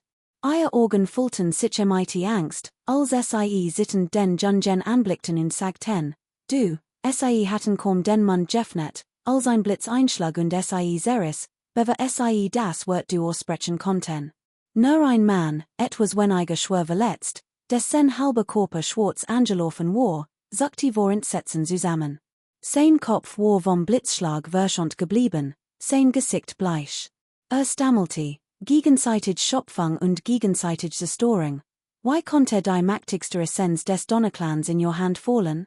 Genau, es ist der Swanen Einochen, der Genige, der Special meinem Federclan entgegenwirk. Ich hossi in war entsetzt, wollte unbedingt fliehen, unbedingt überleben und die Senat verlassen, sein Clanmitglieder zu warnen. Doch der Jung war nicht so töricht, dies Gelegenheit zu geben. Trieb den Neunkopfigen lohen und verspürt so den Weg. Der Neunkopfig lo strahlte goldens Licht aus, sein ganzer Körper glanzte blendend, als die stand, wie ein seltsam Mauer, die den Weg verspürt und in mighty Verzweiflung und überwältigender Angst erfüllt. Dieser Young Man, obwohl noch klein, hat einen Neunkopfigen lohen bezwungen. Als in die sieht wo einigen Jaren zurückdachte, war sie, der im selben Alter war wie im ebenbürtig Güsen. Selbst wenn starker Güsen war, hat in kaum übertreffen können. Furcht stieg in ihm auf. Hat der Federclan diesmal einen Fehler begangen? Warum hatten sie einen so furchterregenden Jungen Mann provoziert? Wenn sie in Hut nicht eliminieren konnten, wird das in Zukunft ein Katastrophe bedeuten. Ich kann es sagen, ich bin das Kind von damals, flüstert das Kind mighty weit aufgerissenen Augen, als würde es die unendlich leer durchdringen und ein Sinn von vor über 8 Jahren sehen. Was? Fragte das Genie entsetzt. Ein Schauer lief ihm über den Rücken, als würde in die Holly stürzen. Wusst, dass etwas Schreckliches geschehen war. Der Vuklan hat damals so viel angerichtet, wie konnte sich das nun ändern? Und doch lebte ein Kind, das seinen höchsten Nocken verloren hat, noch und war zu einem so furchtregenden Wesen herangewachsen. In Zukunft wird es mit Sicherheit ein großes Gemetzel entfesseln. Kapitel 129, Spirituelle Communication. Name war wu zimai. Gruns gewohnt flatterte im Wind, Körper war anmutig, Wimpern lang und geschwungen, Augen tief und funkelnd. Sie wirkte wie ein Gestalt aus einem Gemälde, von außergewöhnlicher Schönheit und mit einer seltenen spirituellen Aura. Die Mitglieder des Wuklans waren all verbluft. Sie wussten, dass wu zimai ein der beiden begabtesten Personen war, die über spirituelle Communication verfügt und manchmal Sach und Wirkung verstehen konnte. Niemand verstand, was für ein göttlich Gabe dies war, aber allem Clan bewunderten sie zutiefst. Gäbe es sie nicht, hat sie sicherlich noch heller gestrahlt. Das klein Kind wusst von all dem nichts. Es kommt sich nicht darum, blieb ruhig, saß aufrecht auf dem Rücken des Neunkopfigen Lohen und beobachtet schweigend dien Wesenden, beret für die bewusstihend groß schlagt. Ist auch wie sie, unergründlich, unsichtbar wie von einem Nebelschleier umhüllt, wo sie oft nicht den Mund, Stimme so melodisch wie ein Pull, die in einen klaren Bach folgt und weißen Scheim aufwirbelt, sanft und geschmeidig. Hat acht sehen der besten Experten an seines Wuklans getotet. Zimai, du musst in Fangen mehrere Lutem sie versprachen wie aus einem Mund und alten herbei, als wollten sie ihr helfen. Dies 15 oder 16-jährigen Mädchen waren von ihrer Markt zutiefst übersät. Sie wussten, dass schon ein Handbewegung, ein Stirnrunzeln oder ein Lächeln übernatürlich Krafter entfesseln konnte.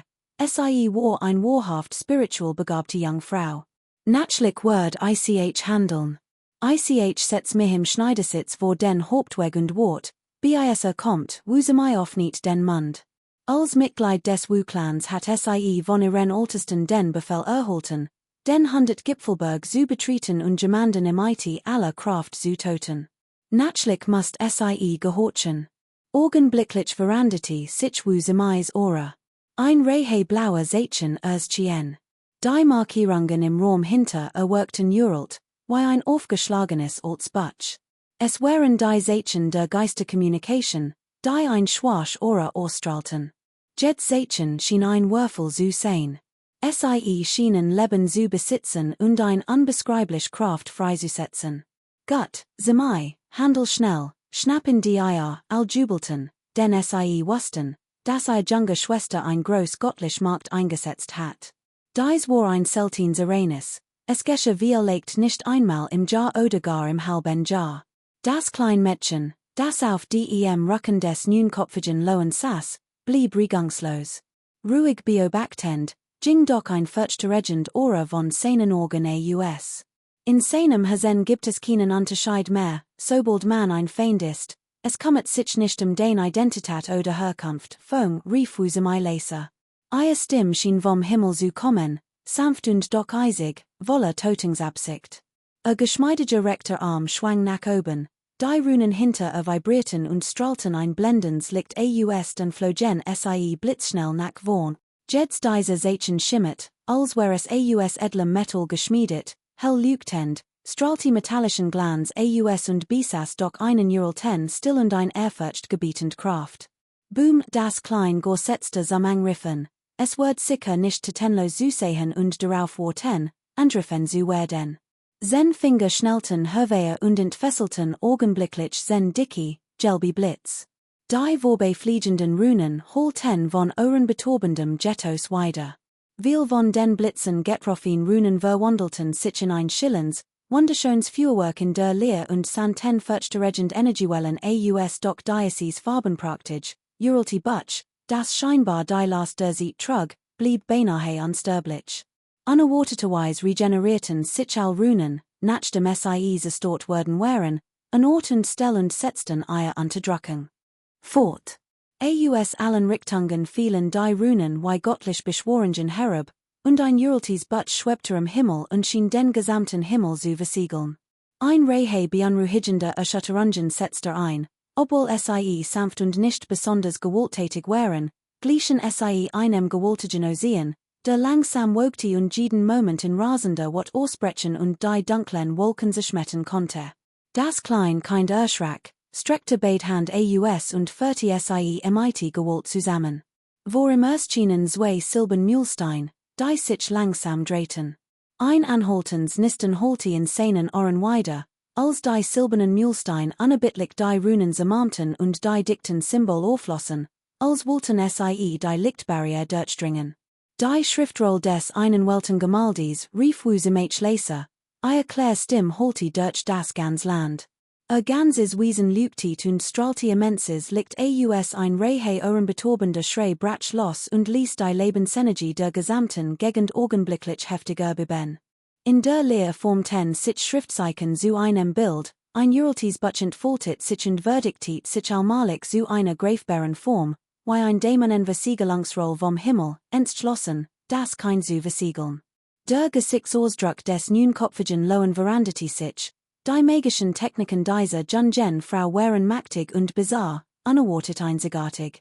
Es schüttelte den Kopf und bereitet sich darauf vor, seinen Schutz zur Verteidigung einzusetzen. Das kein Sties einen leisen Schrei aus, die sie nicht unterschätzen wollte. In Silbens Licht getorcht und vom Wolmend am Halt, schoben sein Hand langsam die silbernen Molstein, das Bild zu zermalmen und das Siegel zu brechen. Kapitel 130, der Siegelmeister. Dieser Bengel ist einfach nur abscheulich. Wie konnte nur so enden? All vom Federclan verfluchten in.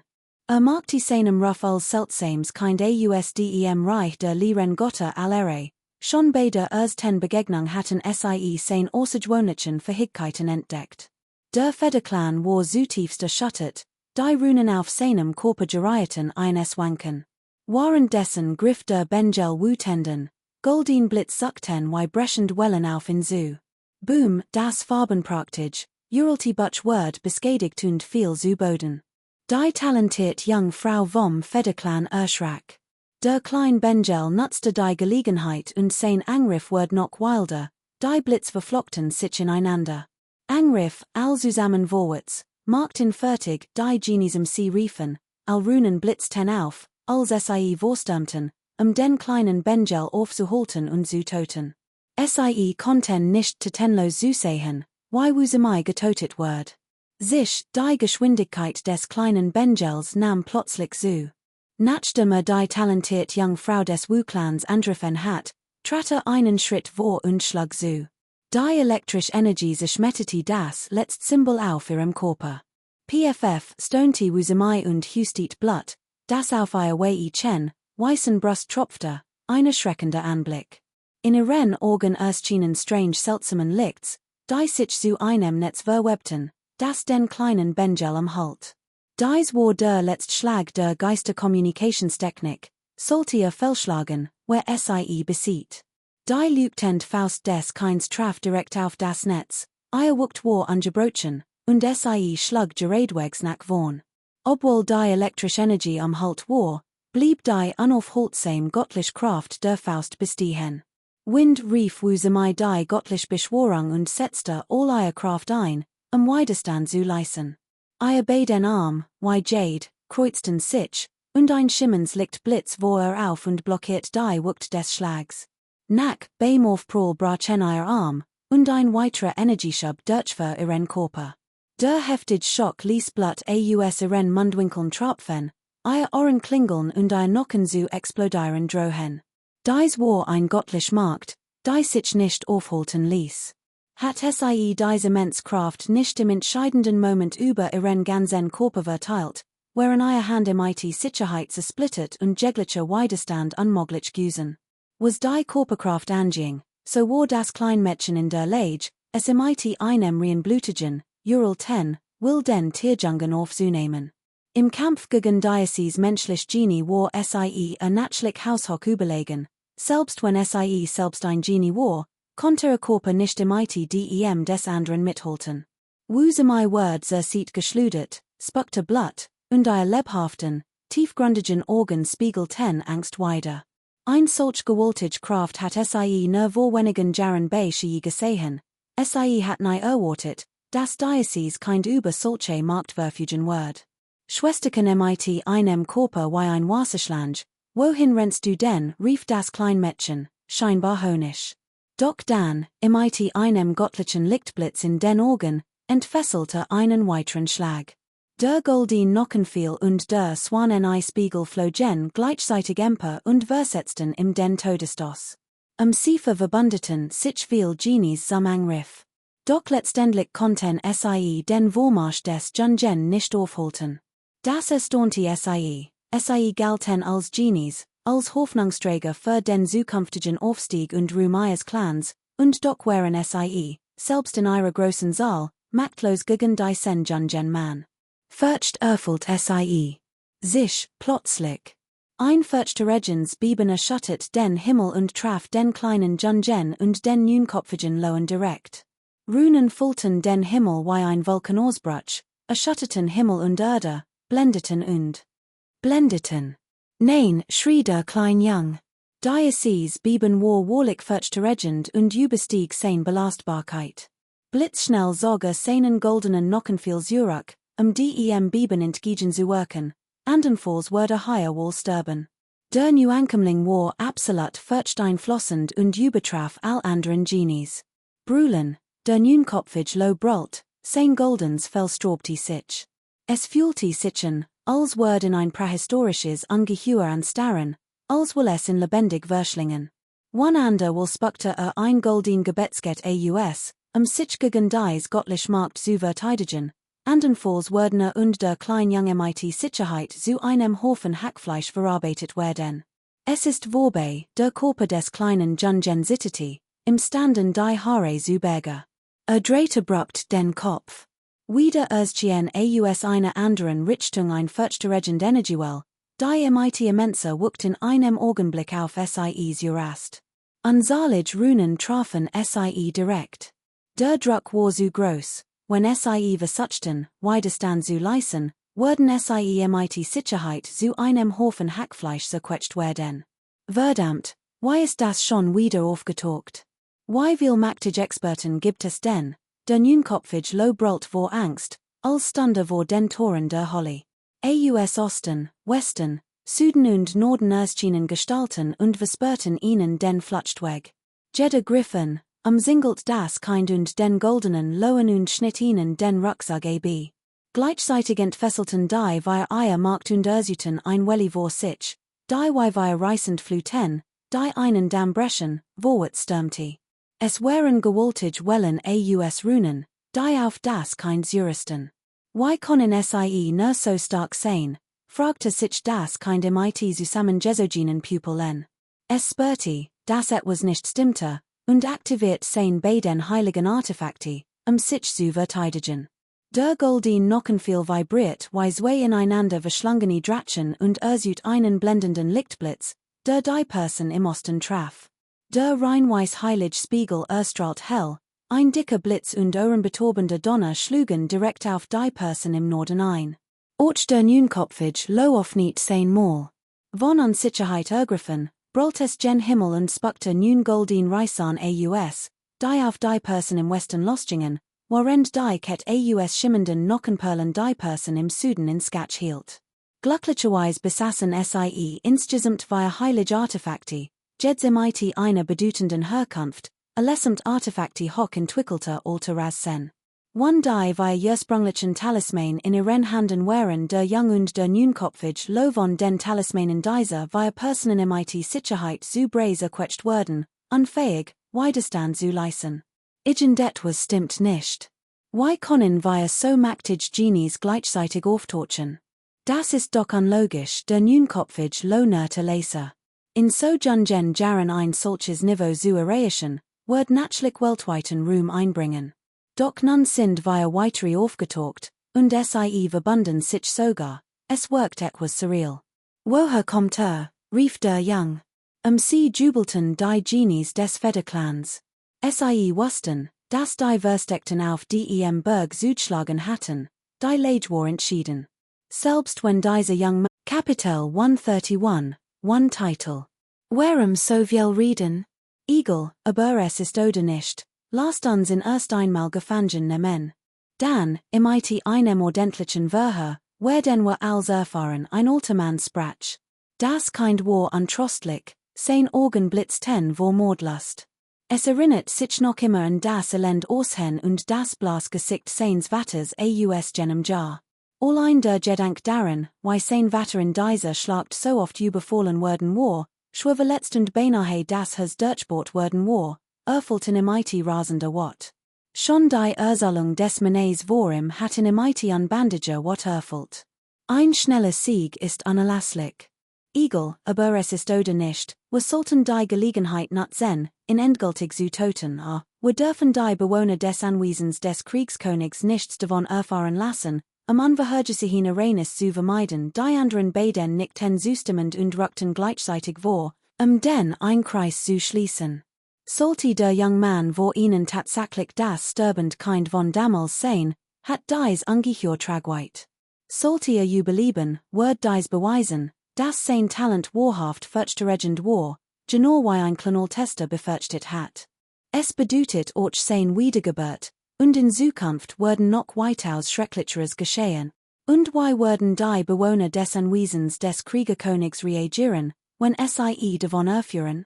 Trotz des Verlusts des höchsten Nockens war Diocese kind so mächtig geworden, würden die Bewohner des Anwesens des Kriegerkönigs davon erfahren, wird diese MIT Sicherheit einen gewaltigen Aufruhr auslösen.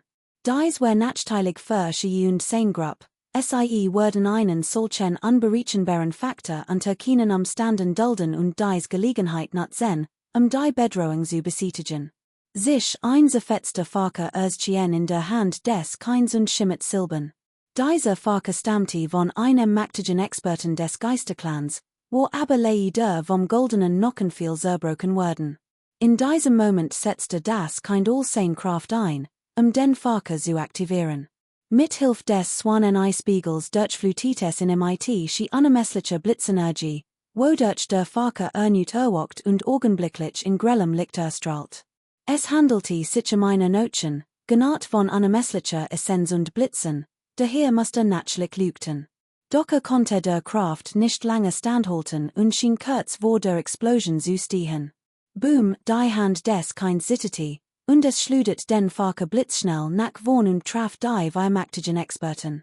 Dies waren verbluft, niemand hat erwartet, dass das Kind so entschlossen sein und es wagen wird, den Faker zu zerstören.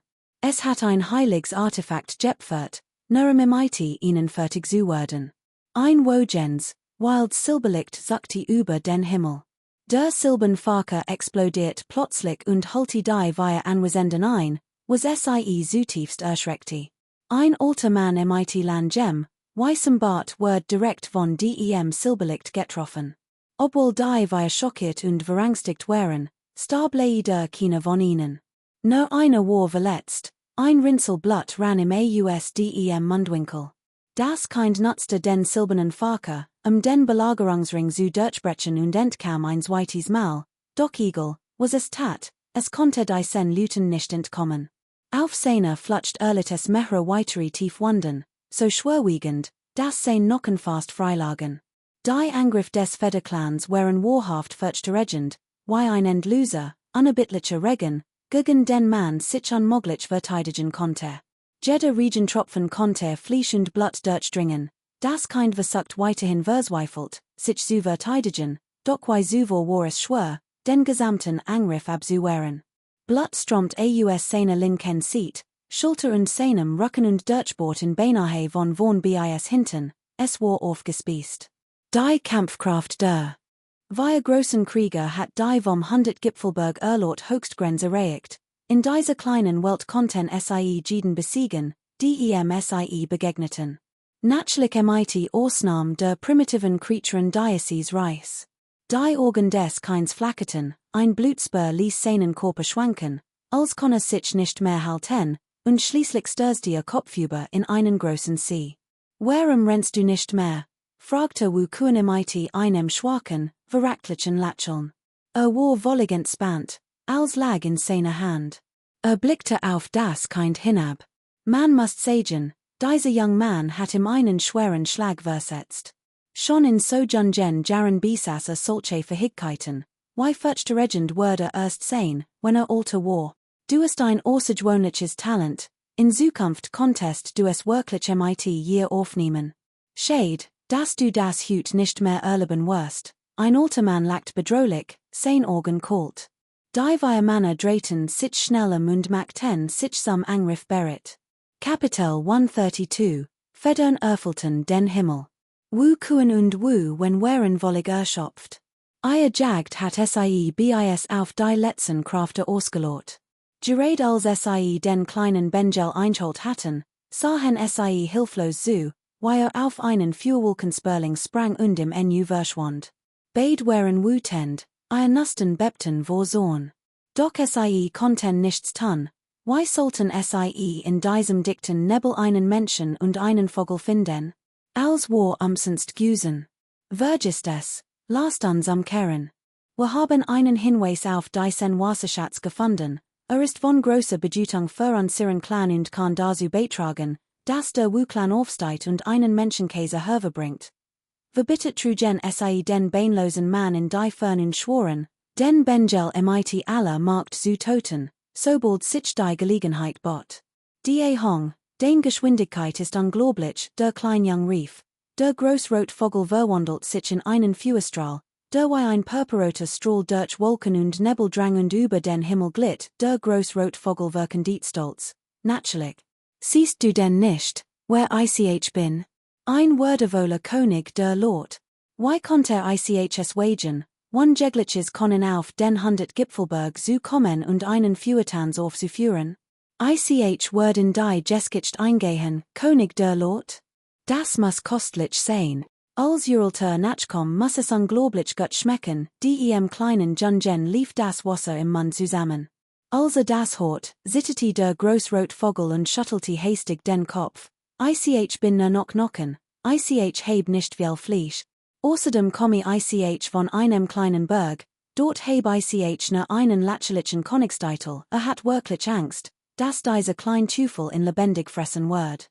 Nocken sind och gut, sind nusprig und angenehm zu kauen, der klein Jung umarmte seinen Hals, und die Hitze seines Munds ließen sie requietschen. Dem großen roten Vogel strobten sich die Federn, und rief ängstlich, nein, ich heb sieht kursam, ich heb ein sehr ernster und seltsam Krankheit. Wenn du mihist, wird den ganze Körper verfallen, vergiss es, ich wird dich nicht mehr erschrecken. Ich bin der nettest Mensch, und außerdem sitzen wir im selben Boot, also sollten wir uns gegenseitig helfen. Ich versprech dir ein großartig Gelegenheit, der klein Vogel sprach sehr vertraulich. Der Großrotvogel war ziemlich verraget darüber.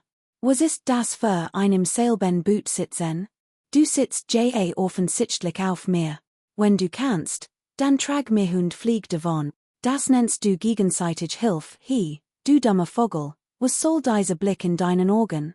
Warum sind sie ganz weiß? Fragte der Kleinvogel.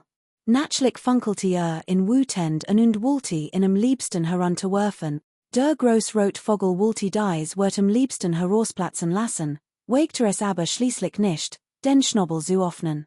Verraget flüsterte, mein Augen sind schon so weiß, sieht ich klein bin, der Kleinvogel tätschelte ihn, ist sie nicht so kleinlich. Ich wird dir später ein großes Geschenk mädchen. Ich kenn einen kleinen roten Vogel, das war nur so groß wie mein Handfläche ist, aber viel mächtiger als du, wenn du sein Stühle wirst, ist dir der Aufstieg in die Spitze und ein glückliches Leben garantiert, was? So ein kleiner Bengel, so klein wie mein Handfläche, will, dass ich sein Stühle wird. Dafür heb ich kein Seat, entgegnet der Großrotvogel. Der Vogel war wütend. Der Kleinjung funkelte ihnen, beruh es später nicht, wie leicht ist es ein zinnoberoter Vogel oder ein Nachkom. Wenn du ihn siehst, wagest nicht, zu weinen und ihn anzuflehen, dich als seinen Stühler anzunehmen, pa.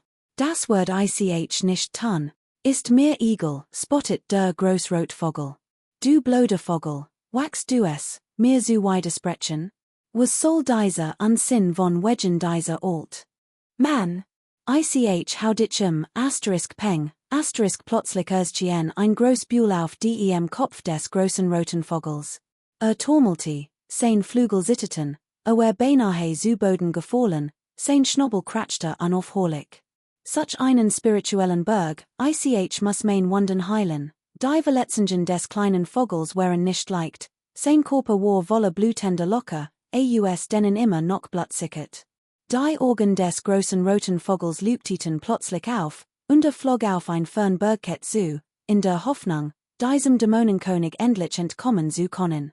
Dummer Vogel, ich weiß genau, was du einem einzigen Schwanzwedeln vorhast. Leg dich nicht mehren, sonst fress dich bei lebendigem Leib, warnte der Kleinvogel. Warum folgst du mir ständig? Kannst du nicht zu einer anderen Uralten Species wechseln? Schnatterte der Großrotvogel. Wer hat dir denn gesagt, dass du so schnell fliegen sollst? Wenn mich jemand einholt, wär es doch schwierig, mich in einen anderen wilden Vogel zu verwandeln. Dann flieg ich eben langsamer, als hat ich nur noch einen Flügel, die hong war wütend und wollte streichen. Schon, ich helft dija, der Kleinvogel rupfte sich plötzlich die Federn aus, und Rotfedern flogen überall herum, als würde ein Huhn rupfen. Ah! Was magst du dija? Ich rupfe die Federn aus, träg dich dann eines Flussifer, was dich sauber und steck dich in einen Eintopf, sagt der Kleinvogel. Du hast gesagt, du würdest mich nicht essen, warum brichst du jetzt dein Wort, kreischte die Hong. Die Voraussetzung ist, dass du mich tragst, was bringt mir jetzt der Streik? Ich fress dich lieber lebendig. Schon, ich flieg, wohin du mich hort schickst, ich flieg dorthin, die Hong war verbittet, a Tonfall klang wieder einer ungerecht behandelten Schwiegertochter. Natürlich war auch das Wesen nicht zufrieden. Sein großen Augen huschten am Haar und schienen zu sagen, du willst einen schnell fliegenden, bösen Vogel, damit du nicht laufen musst, richtig? Ich kenn eine Art, die nicht langsamer ist als ich. Willst du in Ihren Bohr, ger und heil nebenbei den Wunden der Kleinjunge kannte sofort, dass das Wesen ein Feind des großen roten Vogels war, dieser Kerl war nicht besser, wollte ihn benutzen, einen Feind zu besietigen. Es war ein Style-Clipper, und der sich ein riesiges Vogelnest befand. Unterhalb der Klippe lag ein Hügel aus weißen Nocken, darunter auch menschlich.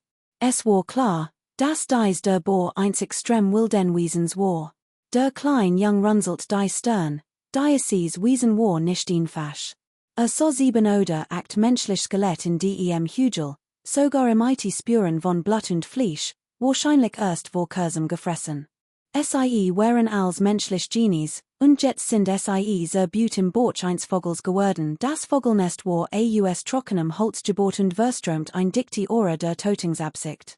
Die Klippe rock nach frischem Blut, zwei Fellows nach dem Blut eins wilden Vogels, der sein Beaut verschlungen hat.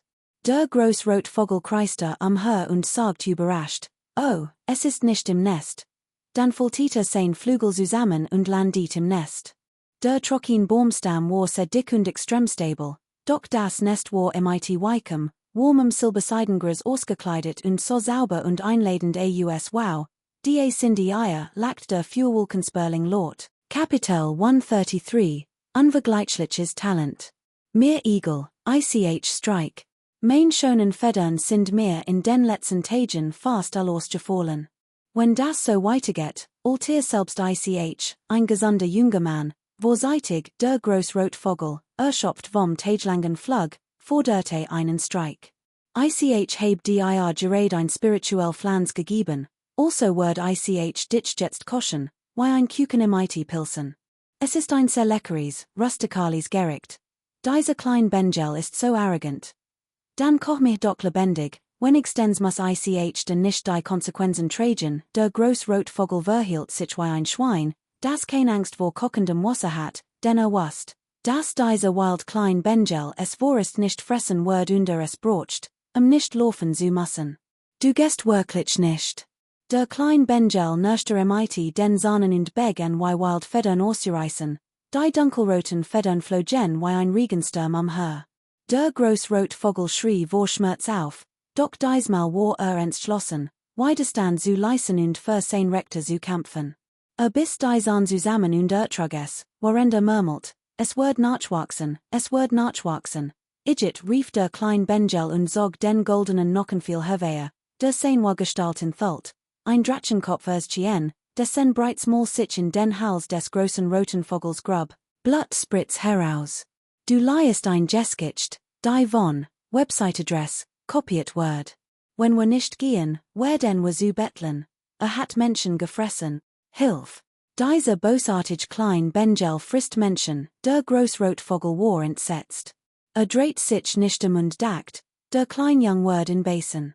Schlug mighty den Flügeln und flog senkrecht in den blauen Himmel. Nur so, unter such Weiter, befahl der klein Young. Der Großrotvogel senkte entmutigt den Kopf, wollig erschöpft. Sieht einigen Tagen suchte der klein Vogel unermüdlich nach dem Verbleib des Federvolks und langweilt sich dabei furchtbar. Doch die Leute schienen spurlos verschwunden zu sein, kein einziger war zu sehen. Später, obwohl der Fuhrwolkensperling noch aktiv war sein Stimmung negativ. Der klein Young fühlte sich etwas unwohl. Wie lange musste noch suchen? Ahnte, dass das Federvolk ein wichtiges Geheimnis zu haben schien, weshalb sie in nicht verfolgten. Spürte, dass dies Gelegenheit nicht verpassen dürfte. Großer roter Vogel, ich hab dir doch gesagt, dass ich dich einem Meister vorstellen wollte, erinnerst du dich? Mach ihn fast gut arbeit, und du wirst im Handumdrehen ganz oben sein, wie du willig versucht der klein Vogel es im IT überredings kannst. Pa, Erwan diesen kleinen Vogel bloß nicht. Ist nicht einmal so groß wie mein Handfläche und will, dass ich im Dien spottet der Großrotvogel. Allein die Erwarnung des kleinen Vogels weckte in ihm den Wunsch zu kämpfen. Das ist du selbst gesagt. Komm mir bloß nicht im IT tranen und rotz im Gesichten, wenn es so weit ist, sagt der klein Vogel. Traum nicht weiter, so bin ich nicht. Dieser klein Vogel ist nicht mal so groß wie ein Handvoll Federn und will mich austricksen. Ich lasse mich nicht so leicht täuschen, die Augen des großen roten Vogels weiteten sich, als den Jungen anstart. Sein Blick sagt, holst du mich für dumm, bist du dir sicher, dass du mich denn nicht anflehen wirst, fragte der Young. Absolut sicher, ich wird dich nicht einmal anflehen, wenn du mich tötest, erklärt der Großrotvogel mit erhobenem Kopf und dem Hals auf den Jungen gerichtet. Der Young schwieg, nahm ein Steinkist von sich, spielte ein while damit herem und öffnet schließlich den Deckel, als bewundere in Holt. Dies Ora. Was stimmt nicht, der Großrotvogel wandte sich plötzlich der Steinkist in der Hand des Jungen zu, sein Augen füllten sich augenblicklich nachdenken. Ein. Perperotis liegt Jing von der Kiste aus und vibratet ein eigentümliches Führerschein. Obwohl es nicht sehr groß war, wirkten sein Wellen furchterregend. Besonders der Großrotvogel ebenfalls ein Vogel war, während sein Sinne noch schärfer, und erzitterte vor Angst. Der Klein nahm gemachtlich ein Feder aus der Steinkist und dreht sie zwischen zwei Fingern vor sich. Das ist, der Großrotvogel start fassungslos und sprachlos. Die Feder war leuchtend rot wie Blut, und die Ohren, die sie ausstrahlt, ließen vor furchterzittern. Es fühlte sich an, als stand ein höchstes Wesen majestätisch auf einem 1000 Fuß hohen Himmelsfeuer und blickte auf in Herab. Dies war das besondere spirituell Licht der Vogel. Obwohl die war Gestalt des kleinen roten Vogels nicht erkennen konnte, schien die unvergleichlich göttliche Kraft tief in der Feder zu spüren. Es landet auf einem Berggipfel, wo bis der klein heruntergesprungen war, dreht sich dann breitet die Flügel aus und stößt sich auf in. Bitte, ich flehe juken, nehmt mich als ihren Stühlerin wer war es denn eben, der so verachtlich war und sich weigert, mich anzuflehen, selbst wenn in Toten wordet. Der Klein saß auf einem Felsen und gab sich unschuldig. Ich fragte erstaunt, stimmt es nicht, dass mich noch nicht getötet hat? Dann musste mich unbedingt als ihren Stühlerin nehmen, das Gesicht des großen roten Vogels war so dick wie ein Schild, sagt dies one Charm. Ich erinnere mich, das jemand etwas von einem Kapitel 134, das war Wasser von Tai. Die weite Wust, deren Sandkorner in blendendem Gold glanzten, fühlte sich unter den Füßen glühend heißen, Hitzwellen brachen sich auf dem Boden. Ein gewöhnlicher Mensch hat die Hitze sicherlich nicht lange ausgehalten und wäre ohnmächtig geworden. Die Temperatur in dieser Wüste war unglaublich hoch, wie in einem riesigen Ofen. Die Stimmung aller Mitglieder des Wu-Clans war so heiß wie die Wüste, ihr Hasen voller Freude, als sie sich im Jelne hörten und das legendär war Wasser von die erblickten. Sie konnten einen göttlichen Teich in nicht mehr als 2 Meilen Entfernung sehen, nicht sehr groß, no etwa einen Quadratmeter, aber stock deutlich in der goldenen Wüste Herwehe. Göttlicher Teich, ein Teich der Götter. Obwohl klein, der göttliche Teich ein Beben wie ein riesiger, wogenderosien und ein Gefühl der Ehrfurcht. Das göttliche Wasser schimmert in heiligen Farben und strahlte unzählige Lichtstrahlen aus Südem stieg wirbelnder Nebel auf und hullte die Gegend in glückverheißender Energie. Selbst Jean, die das tie Wasser nicht kannten, erkannten seinen unschätzbaren Wert. Die dortigen glückverheißenden Phänomen waren furchterregend, charakteristisch für die sen Erdenschatz. Das ist wunderbar. Unser Wu-Clan schöpft nun Hoffnung auf Wiederaufstieg.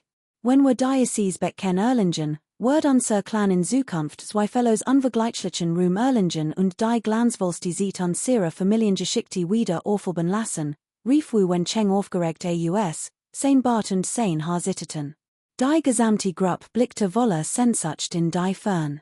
Was bedeutet ein Becken voller Wasser? Jeder verstand seine immens Bedeutung für den Wu-Clan. Jeder war tief bewegt, ihr Körper bebten. Schon ein einziger Tropfen, der ausdem Becken fiel, wird aufsehen erregen, der wird eins ganzen Beckens war unermesslich. Wu Kuan mahnte seid vorsichtig, das tie Wasser hat einen Geist. Wir können die Runen nicht einfach gewollt zerstören, wir müssen uns im behutsam Nahern und die Angeboren Fähigkeit unseres Wu-Clans nutzen, Wasser zu interagieren, im zu kommunizieren und sein Vertrauen zu gewinnen. Obwohl das tie Wasser nur ein Becken göttlichen Wassers war es beinahe beseelt und hat sich zu Runen und Gesetzen entwickelt, die am Himmel aufsteigen und zur Erde herabsteigen konnten. Es einzufangen war äußerst schwierig. Mussten es dazu bringen, zu akzeptieren. Gewollt konnten unmöglich das gesamte Becken eroben. Die Mitglieder des Wu-Clans beteten still, hielten in und begannen erneut, Altbeschworungen zu skandieren. Das Wasserelement in diesem Raum schwoll plötzlich an, und ein schwarz-blaues Licht erschien. Brüllen, ein schwarzer Tiger brüllt, und in der Wüste wirbelt plötzlich ein schwarzer Strudel empor, der mehrere Sandunen hoch in den Himmel riss, ein wahrhaft furchterregender Anblick. Der Wirbelwind ragte hoch in den Himmel. Was ist hier los? Warum torcht Diocese ungeheuer auf, all waren entsetzt. Es ist kein echtes Tier, sondern ein Geschöpf aus Runen, halb real, halb Illusion. Lasst euch nicht täuschen, flüstert Wu Wen Cheng. Betrachtet es erneut. Obwohl sich in der Wüste befand, breiteten sich von seinem Standpunkt blaue Wellen die den schwarzen Tiger verdeckten und in Zwangen, seine Gestalt zu offenbaren. Boom, ein gewaltige Explosion ertönte. Der schwarze Tiger brüllt auf und sehr viel augenblicklich in Stuck, verwandelt sich in ein Storburg, und der Wirbelwind verschwand. Doch sobald der Wind sich legte, ertönte ein seltsames Geräusch, als würden Nocken ausrenken. Nack, nack, der gelbe Sand vibriert, und dann riss die Wüste auf und gab einen Haufen schneeweißer Nocken frei. Die Nocken fügten sich schnell zusammen und formten einen monströsen Vogel, die jedoch die Flügel fällten. Runen flackerten auf seinem Kopf und verströmten ein. Seltsam, unheimlich Vibration und ein unglaublich furchterregend Aura. Dies sind die Überrest mächtiger Wesen, die zuvor in der Wüste starben. Hat nie gedacht, dass das Taiwa Wasser tatsächlich Bewusstsein besitzt und die Überrest herberufen kann, ein Lichtblitz, das Geräusch von sich verschiebenden Nocken und ein weiterer Sandun brach auf. Diesmal erschienen mehr als sein Skelett gleichzeitig, all von Runen umgeben. So viel mächtig Wesen starben hier, als diesen erstont einen Schrei aus viel Augenlübtiten vor Aufregung. Dies waren allesamt Schatznocken, mehr als sein Set. Kapitel 135, trinkt als aus.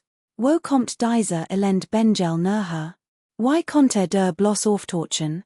Die Leute vom Federclan sind außer sich vor Wort. Gibt es denn überhaupt noch Gerechtigkeit auf dieser Welt?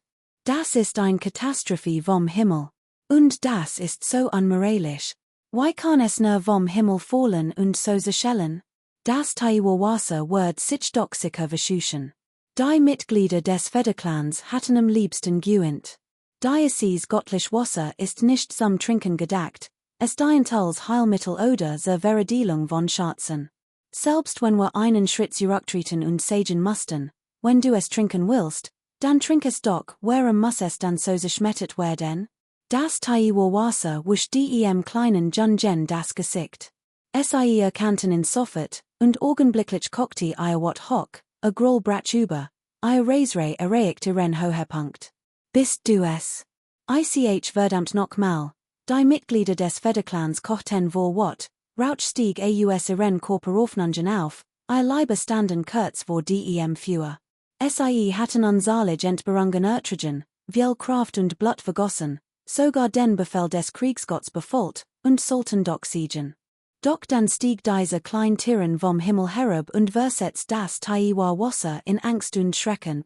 Der Federclan konnte diese Realität nicht leugnen, es war keine Illusion. Dieser kleine Tyrann zappelte im Inneren, Spritzwasser her, kämpfte und trank gleichzeitig. Die Mitglieder des Federclans schrien vor Schmerz auf, es war schmerzhafter, als würde man ihnen das Fleisch abschneiden.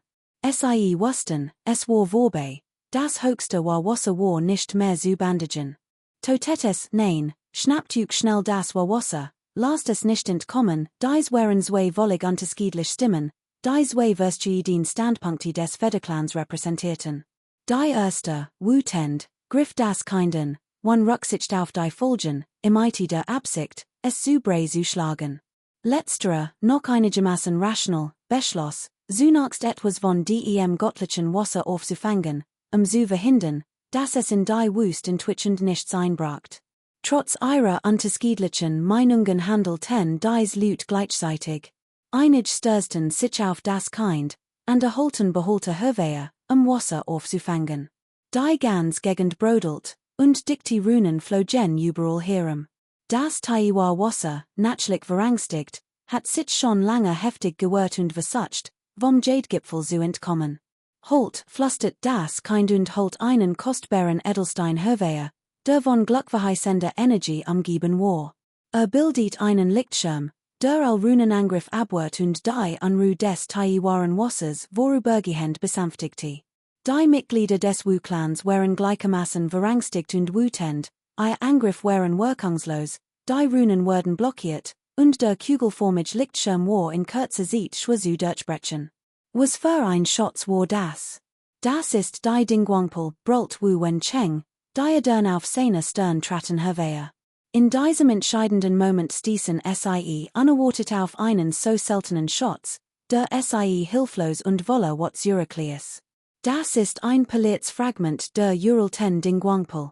Schnell, lasst uns gemeinsam angreifen und zerbrechen, brüllten All griffen gleichzeitigen, den Runen verwoben sich, und immens Kraft holte weiter, als auf den Lichtschirm einschlugen.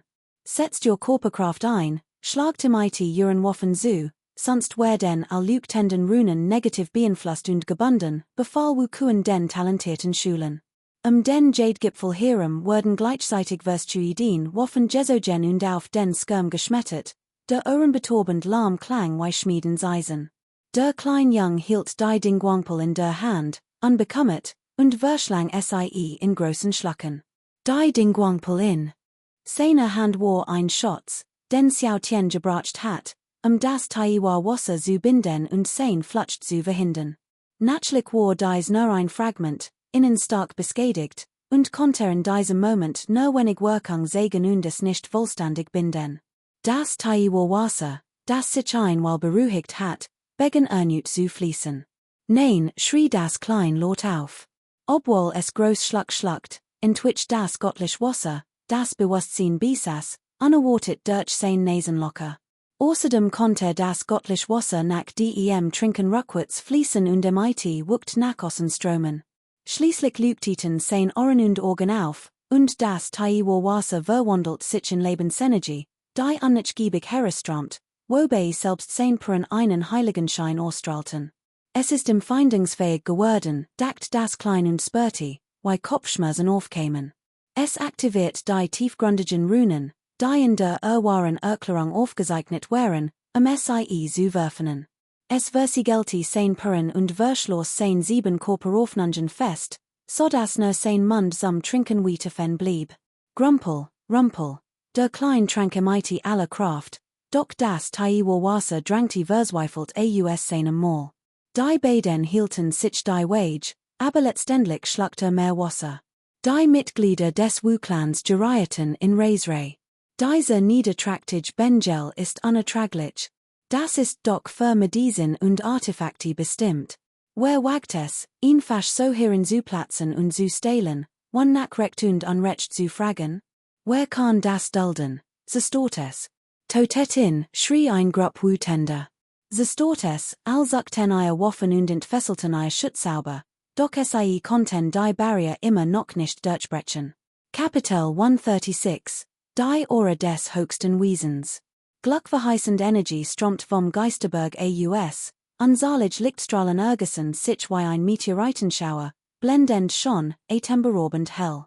Der Kleinjung saß im Schneidersitz auf einem großen Felsen, sein ganzer Körper leuchtet. Obwohl sein Puren verschlossen und Mund und Nase bedeckt hat, floss das höchste Wasser in strahlendem Glanz, Höhe und bot einen spektakularen Anblick auf die Berggipfel. So verschwenderisch. Davon kriegst du noch einen Blitzschlag, rief der Großrotvogel. Reckte den Hals, die Augen weit aufgerissen, das Gefieder gestrobt. Sein Gesichtsausdruck variiert vollkommen erstaunen. Dies war kein Tau auf Blatten, auch kein Wolkenbruch. Dies war das höchste Wasser, ein einziger Tropfen Genut, die Außenwelt in Aufruhr zu versetzen. Ein so heiliges Objekt, das von einem salamten kleinen Jungen verschwendet wird, es schien unwirklich. Das Heulen des großen roten Vogels klang ein wenig wie das eines Wolfs, aber nicht wie das eines bösartigen Vogels. Wenn es sich nicht veredeln lässt, gib es mir. Verschwend es nicht so, sagt der Großrotvogel mit geroteten Augen und Began, selbst zu experimentieren. Öffnet seinen Schnabel und spuckte einen schwarzen Topf mit flackenden Runen aus, dann begann das göttliche Wasser aufzusaugen. Ich bin gekommen, dir zu helfen, sagt Xiao Tian, der Mitglied dem Vogel hat und im Haf. Oh, vielen Dank.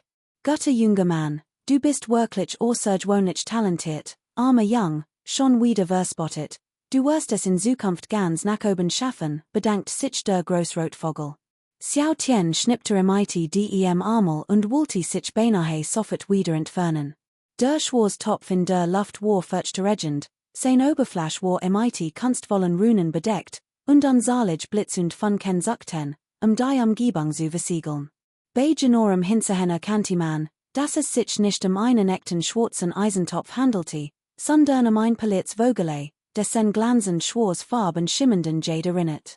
Das Taiwa Wasser, das seinen Mutterkörper verlassen hat, war noch immer auf der Flucht, bis es aber nicht mehr das einst so stark Selbstbewusstsein. Nur wenig von dem göttlichen Wasser floss heraus, es wird vollständig von dem schwarzen Topf aufgesogen. Haha! Das ist lecker, rief der Großrotvogel und riss seinen Schnabel weit auf, bis im bis zu den Ohren reichte. Murmelt etwas, während im Speichel aus dem Schnabel tropfte. Hastig wischte sich mit seinem leuchtend roten Flügel den Schnabel ab. Xiao Tian starrt in Sprachlos an. Das Temperament dieses Vogels war genau wie das seines besten Freunds, sabbat beim Anblick von etwas Gutem, unglaublich schlecht gelernt. Auf einem großen Felsen sitzend, nifft das kind ein Ort zusammen, und ein strahlens Licht ging von im aus widerwillig presste die Lippen fest zusammen und murmelte mit verwaschener Stimme, den Mund zuhalten. Das ist mein göttliches Wasser. Haha, aber jetzt gehört es mir, sprich lauter. Lass noch mehr Strahlkraft frei, kreischte der Großrotvogel. Der silbergewandet Jungling riet ihm. Bruder, ich glaub, du solltest es ausbacken, wer dich nicht. Das ist das höchste Wasser, kein spiritueller Trank, wenn du es so trinkst, wird das später ernsthaft Problem verursachen, es ist ein Kleinigkeit. Ich habe es erst teilweise verfeinert, ich kann es noch. Der klein Jung hielt sich den Mund zu und murmelt kaum hörbar, was? Du kannst es werfenen. Die Augen des großen roten Vogels weiteten sich vor Überraschung. Dan armte die Bewegung nach, verschränkte die langen Beine und setzte sich eines Gra, die Flügel fest den schwarzen Topf geklammert. Im einem Schlag leerte das göttlich Wasser in seinen Mund und begann wörtlos, es zu werfenen. Bruder, selbst wenn du es werfenen konntest, wird es nicht klappen. Du hast zu viel getrunken, mindestens 2 Kilogramm, nicht wahr? Du musst etwas ausbacken, sonst wird dich Diözese Taiwo Wasser vollständig werfenen, sagt Xiao Tian besorgt. Der klein Jung hielt sich den Mund zu und schwieg, sein großen Augen huschten blitzschnell umher. Saß im Schneidersitz und sammelte all sein Kraft aus seiner Kindheit, die Runen zu kanalisieren und den Verfeinerungsprozess einzuleiten. Ein summendes Geräusch erfüllt die Luft, die Runen blitzten hell auf, und bald strahlte der Nebel, der das klein Wesen umgab, ein dichtes, Leuchtenslicht aus, das die Gegend vollständig verdunkelte und den gesamten Berggipfel erhellt. Nun floh das höchste Warwasser nicht mehr, sondern begann, sich das klein Wesen zu sammeln, es zu konfrontieren und im Gegensatz zu versuchen, es zu werfenen. Es war ein göttliches Artefakt im unvorstellbarem Bewusstsein, sollte es ein solche Entscheidung treffen, where sie ungeheuer fürchterregend. Xiao Tian holt tief Luft und drückt die Jadeflasch in sein Brust. Zum Glück enthielt sie die Dingwangpel, sonst wär das göttliche Wasser darin nicht so ruhig geblieben. Brüllen, schließlich konnte der großrot Vogel einen lauten Schrei nicht unterdrücken. Spuckte einen Mundvoll göttlichen Wassers aus, das sich in einen Lichtkranz verwandelt, riss aber schnell wieder sein Maul auf, sog es kraftig ein und schluckte als hinunter. Dieser wild klein Bengel kann durchhalten, also kann ich auch standhaft bleiben, rief er. Auf einem großen Felsen sitzend, leuchtet der ganz Körper des kleinen Bengels hell, Runen umgeben in und zeugten von seinem heftigen Widerstand gegen das höchste Wasser. Ein Teil des höchsten Wassers war im seinem Fleisch und Blut verschmolzen und ließ seinen Körper noch strahlender erscheinen. Hat tatsächlich einen Teil davon erfolgreich verfeinert und dadurch noch stärker gemacht. Dies war ein unvorstellbar mächtig und gewaltiger Sens, es war unglaublich schwierig für den kleinen Bengel, sie vollständig zu werfenen, und ein erzwungener Versuch hat sie explodieren lassen können. Außerdem war sein Körper einst jungen Tiers des uralten himmlischen Ranges vergleichbar, jeder andere war längst in Stuck gerissen worden. Ich bin noch nicht fertig, die Augen des kleinen Bengels weiteten sich. Weit aufgerissen Augen, aufgebläht Wangen, den Mund bedeckt. Wollte nicht so einfach aufgeben und unternahm noch ein letzte Anstrengung. Boom, das Taiwa Wasser entfesselt sein Kraft. Aus Angst, der Jung konnte es werfenen, wird der Aufprall noch heftiger. Der ganz Körper des Jungen schien in Flammen aufzugehen. Oh mein Gott, es wird doch nicht in Stuck explodieren, oder? Oder sollte ich vielleicht erst einmal zusehen und dann etwas sagen? Der großrot Vogel beobachtet weiter. Als dies sah, spuckte einen Schnobel voll göttlichen Wassers aus und sammelte es in dem schwarzen Topf, es zu unterdrücken und zu versiegeln. Xiao Tian wird Jubel. Diözese göttlich Wasser war für ande definitiv unbrauchbar, dieser Vogel war ganz und gar kein anständiger Vogel. Boom, das Taiwa Wasser schlag ein.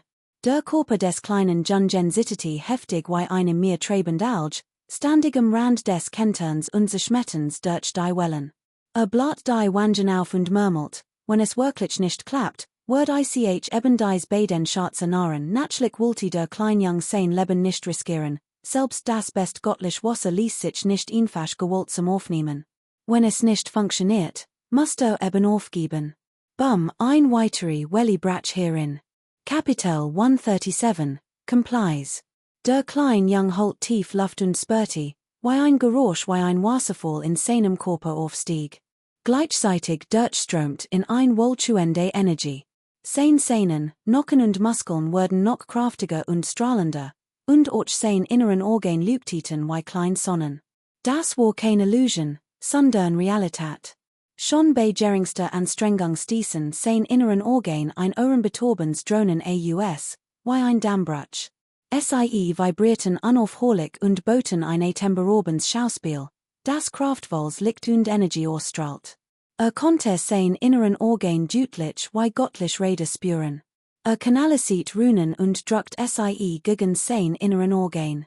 Sein Herz glanzte, und an der Teil wie sein Mills waren unglaublich stark und bewegten sich überraschenderweise rhythmisch gegen ein mysteriös Kraft.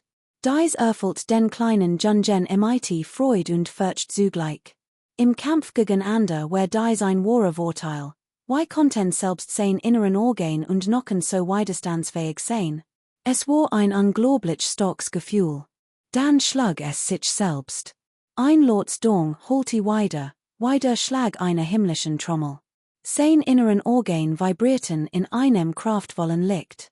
Es wusste, dass sein körperlich stark enorm zugenommen hat, nicht nur in Nocken und Sehnen, sondern auch in seinen inneren Organen, die dadurch unvergleichlich widerstandsfähig geworden waren. Wenn sie vibrierten, war der rhythmisch Klang wie ein himmlisch Trommel, nicht weniger kraftvoll als Fleisch, Blut und Nocken. In diesem Moment leuchtet sein Fleisch hell, sein Nocken waren dort scheinend wie Jade, sein inneren Organ glanzten feucht, selbst sein Haut war dort scheinend und strahlend, und selbst sein schwarzes Haar leuchtet, wollig staubfrei von außen nach innen. Dies war die ultimative Demonstration immenser Kraft. Sein Körper war gierinit, sowohl sein inneren Organ als auch sein Nocken waren wie aus magischem Glas geschmiedet, so dass in selbst ein Gang dort Schlamm nicht mit Staub bedeckt. So stark, das war der erste Gedanke, denn das Klein hat, es besaß grenzenlos Kraft. Stürzte sich furchtlos vom Berggipfel in die Tief. Unter einer Staubwolke und erbebender Erde schlug auf dem Boden auf und hinterließ einen tiefen Krater mit weitläufigen Rissen. Verdammt! Dieser wild klein Bengel, sein Muskelkraft, ist gewaltig, rief der Großrotvogel erschrocken mit leicht stockender Stimme. Der Jung torchte aus dem Krater auf und ging auf ein Stück felsigen Wald zu. Bundelt sein Krafter und rief laut, Hock ein Felsbrocken von 130.000 bis 180.000 Kilogramm wird im Nu von im mit einer Hand aus dem Boden gehoben, während die Felsen unter seinen Füßen unter dem Druck nackten und zerbröselten. Xiao Tian war fassungslos, sein Herz stockte. War das menschlich Kraft? Nur Tweesen konnten so etwas. Blickte hinab und starrt den kleinen Jungen, wolle befremden. Seitdem seine Hand ein Kraft von 18.000 Pfund erlangt hat, konzentriert sich der kleine Jung nicht mehr auf die Kultivierung seiner Körperkraft, sondern auf das Studium der Jahrenlosung und das Verständnis der tiefen Bedeutung der Runen. Doch sein Körperkraft nahm nicht ab, sondern steigert sich nach der heutigen Reinigung durch das höchste Wasser sogar noch weiter, sein gewaltig stark warfurchtregend. Wohlgemerkt, ist noch nicht einmal 10 Jahre alt. Wenn so weiterwächst, welches Level wird erreichen? Schon sein normales Wachstum reicht aus, die Welt zu erschatten. Der Klein testet nicht weiter. Schludet den riesigen Felsen wie einen kleinen Berg am. Sein Gefühl hat sich bestätigt, sein Körperkraft war tatsächlich unglaublich furchtregend. War noch sehr klein, mit einem gigantischen Gesicht, sehr langen Wimpern und großen, strahlenden Augen, und so überaus schon und liebenswert aus Diocese Aushenstand in Vollagem. Widersprach zu seiner gewaltigen Tat bergsprengend stark und welterschattend Aura, die eben noch vollbracht hat, es war schwer vorstellbar, dass es solch ein furchtregend Markt entfesseln konnte. Nachdem es himmlisch holen geöffnet hat sich die Talisman-Manipulation des Kleinen deutlich verbessert, und sein Kampfkraft war sprunghaft angestiegen. Sollte es erneut auf einen starken Gegner treffen, würde es als schockieren. Boom, rief der Klein und stampfte mit Wolle wucht auf den Boden. Die Felsen zersplitteten, der Boden brockelt und riss an unsaligen Stellen auf, Dutzend, wenn nicht 100 groß, schwere Spalten täten sich auf. Sprang hoch in die Luft und landet auf dem Berggipfel. Das ist zu brutal. Muss sich nicht einmal auf sein Schutzens Artefakt stellen, ist einfach blitzschnell dorthin geflogen, schneller als ich fliegen kann, rief der Großrotvogel erschrocken. Das, sagt Xiao Tian fassungslos. Spürte, das bloßes Hinterhen nicht ausreichte. Musstet den Jungen von Kopf bis Fuß. Zuerst war schockiert, das Verhalten seines engen Freunds hat jeden sprachlos gemacht. Zweitens hatte das Gefühl, dass dieser young man, jemandem verbluffend anlich so. Verdammt, niemand verstet die Welt eins brutalen Kinds, der Großrotvogel schüttelte heftig den Kopf. Ich weiß nicht warum, aber ich heb das Gefühl, du ahnelst jemandem, sagt der silbergewandete Jungling überrascht und ungläubig. Meinst du diesen kleinen Rupel ausdem Reich der leeren Götter? Ich hosse es, wenn Leute sagen, ich sei him anlich.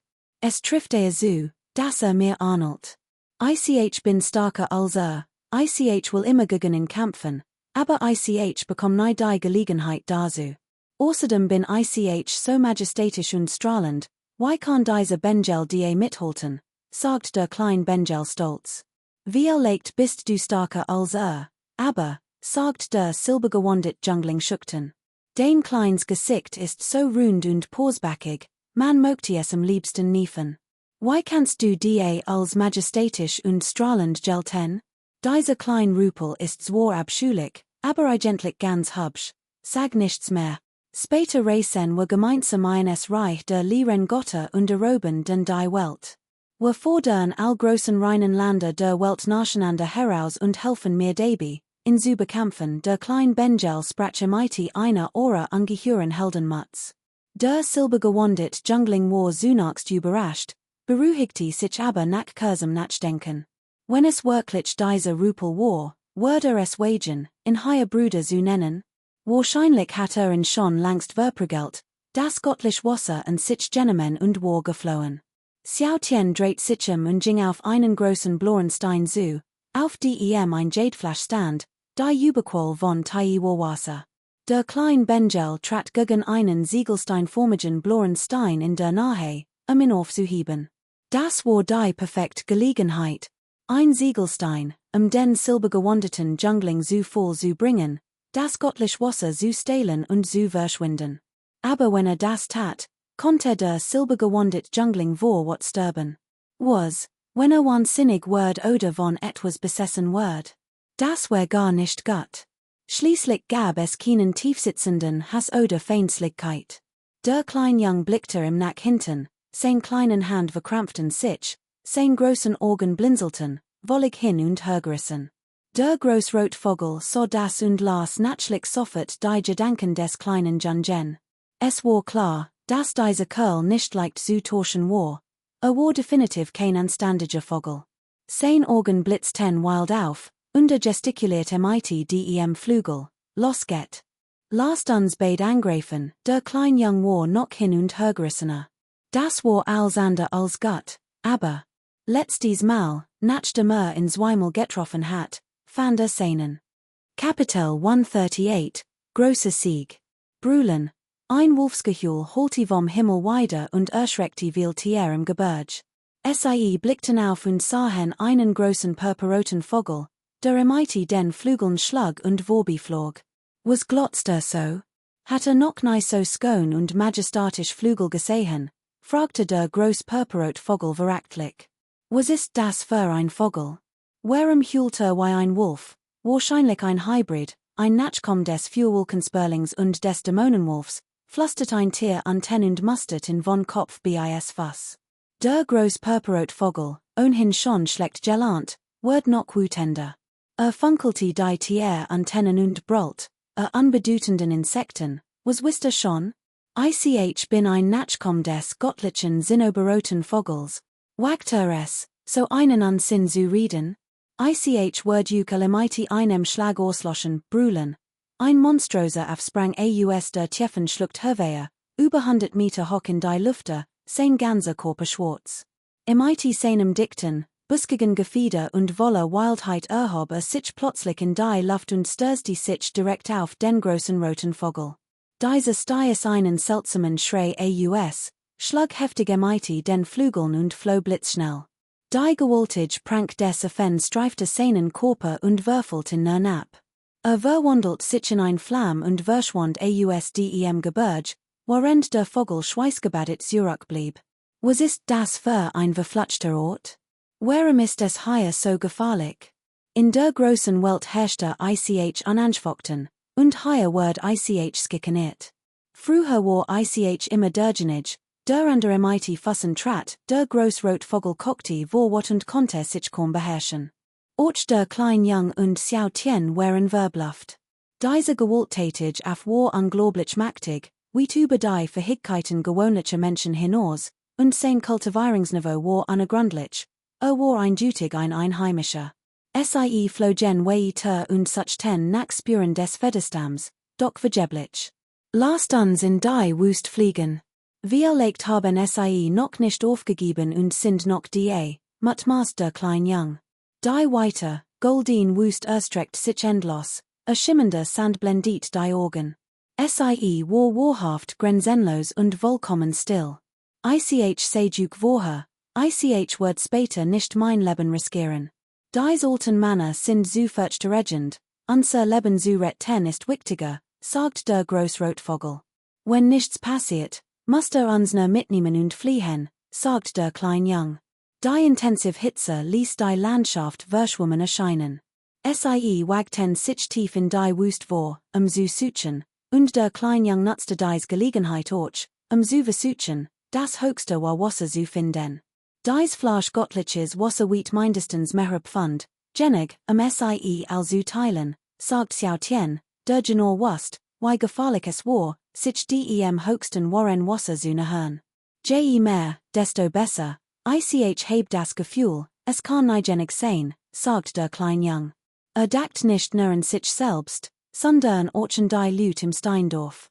Murmelten sollte in seinen Fingern Großvater, Clanchef, Onkel Tiger und auch die Zhuang, Mang, Pai Hu, Genor, wie kannst du Angst davor haben, so viel von etwas so Gutem zu haben, warf die Hong ein.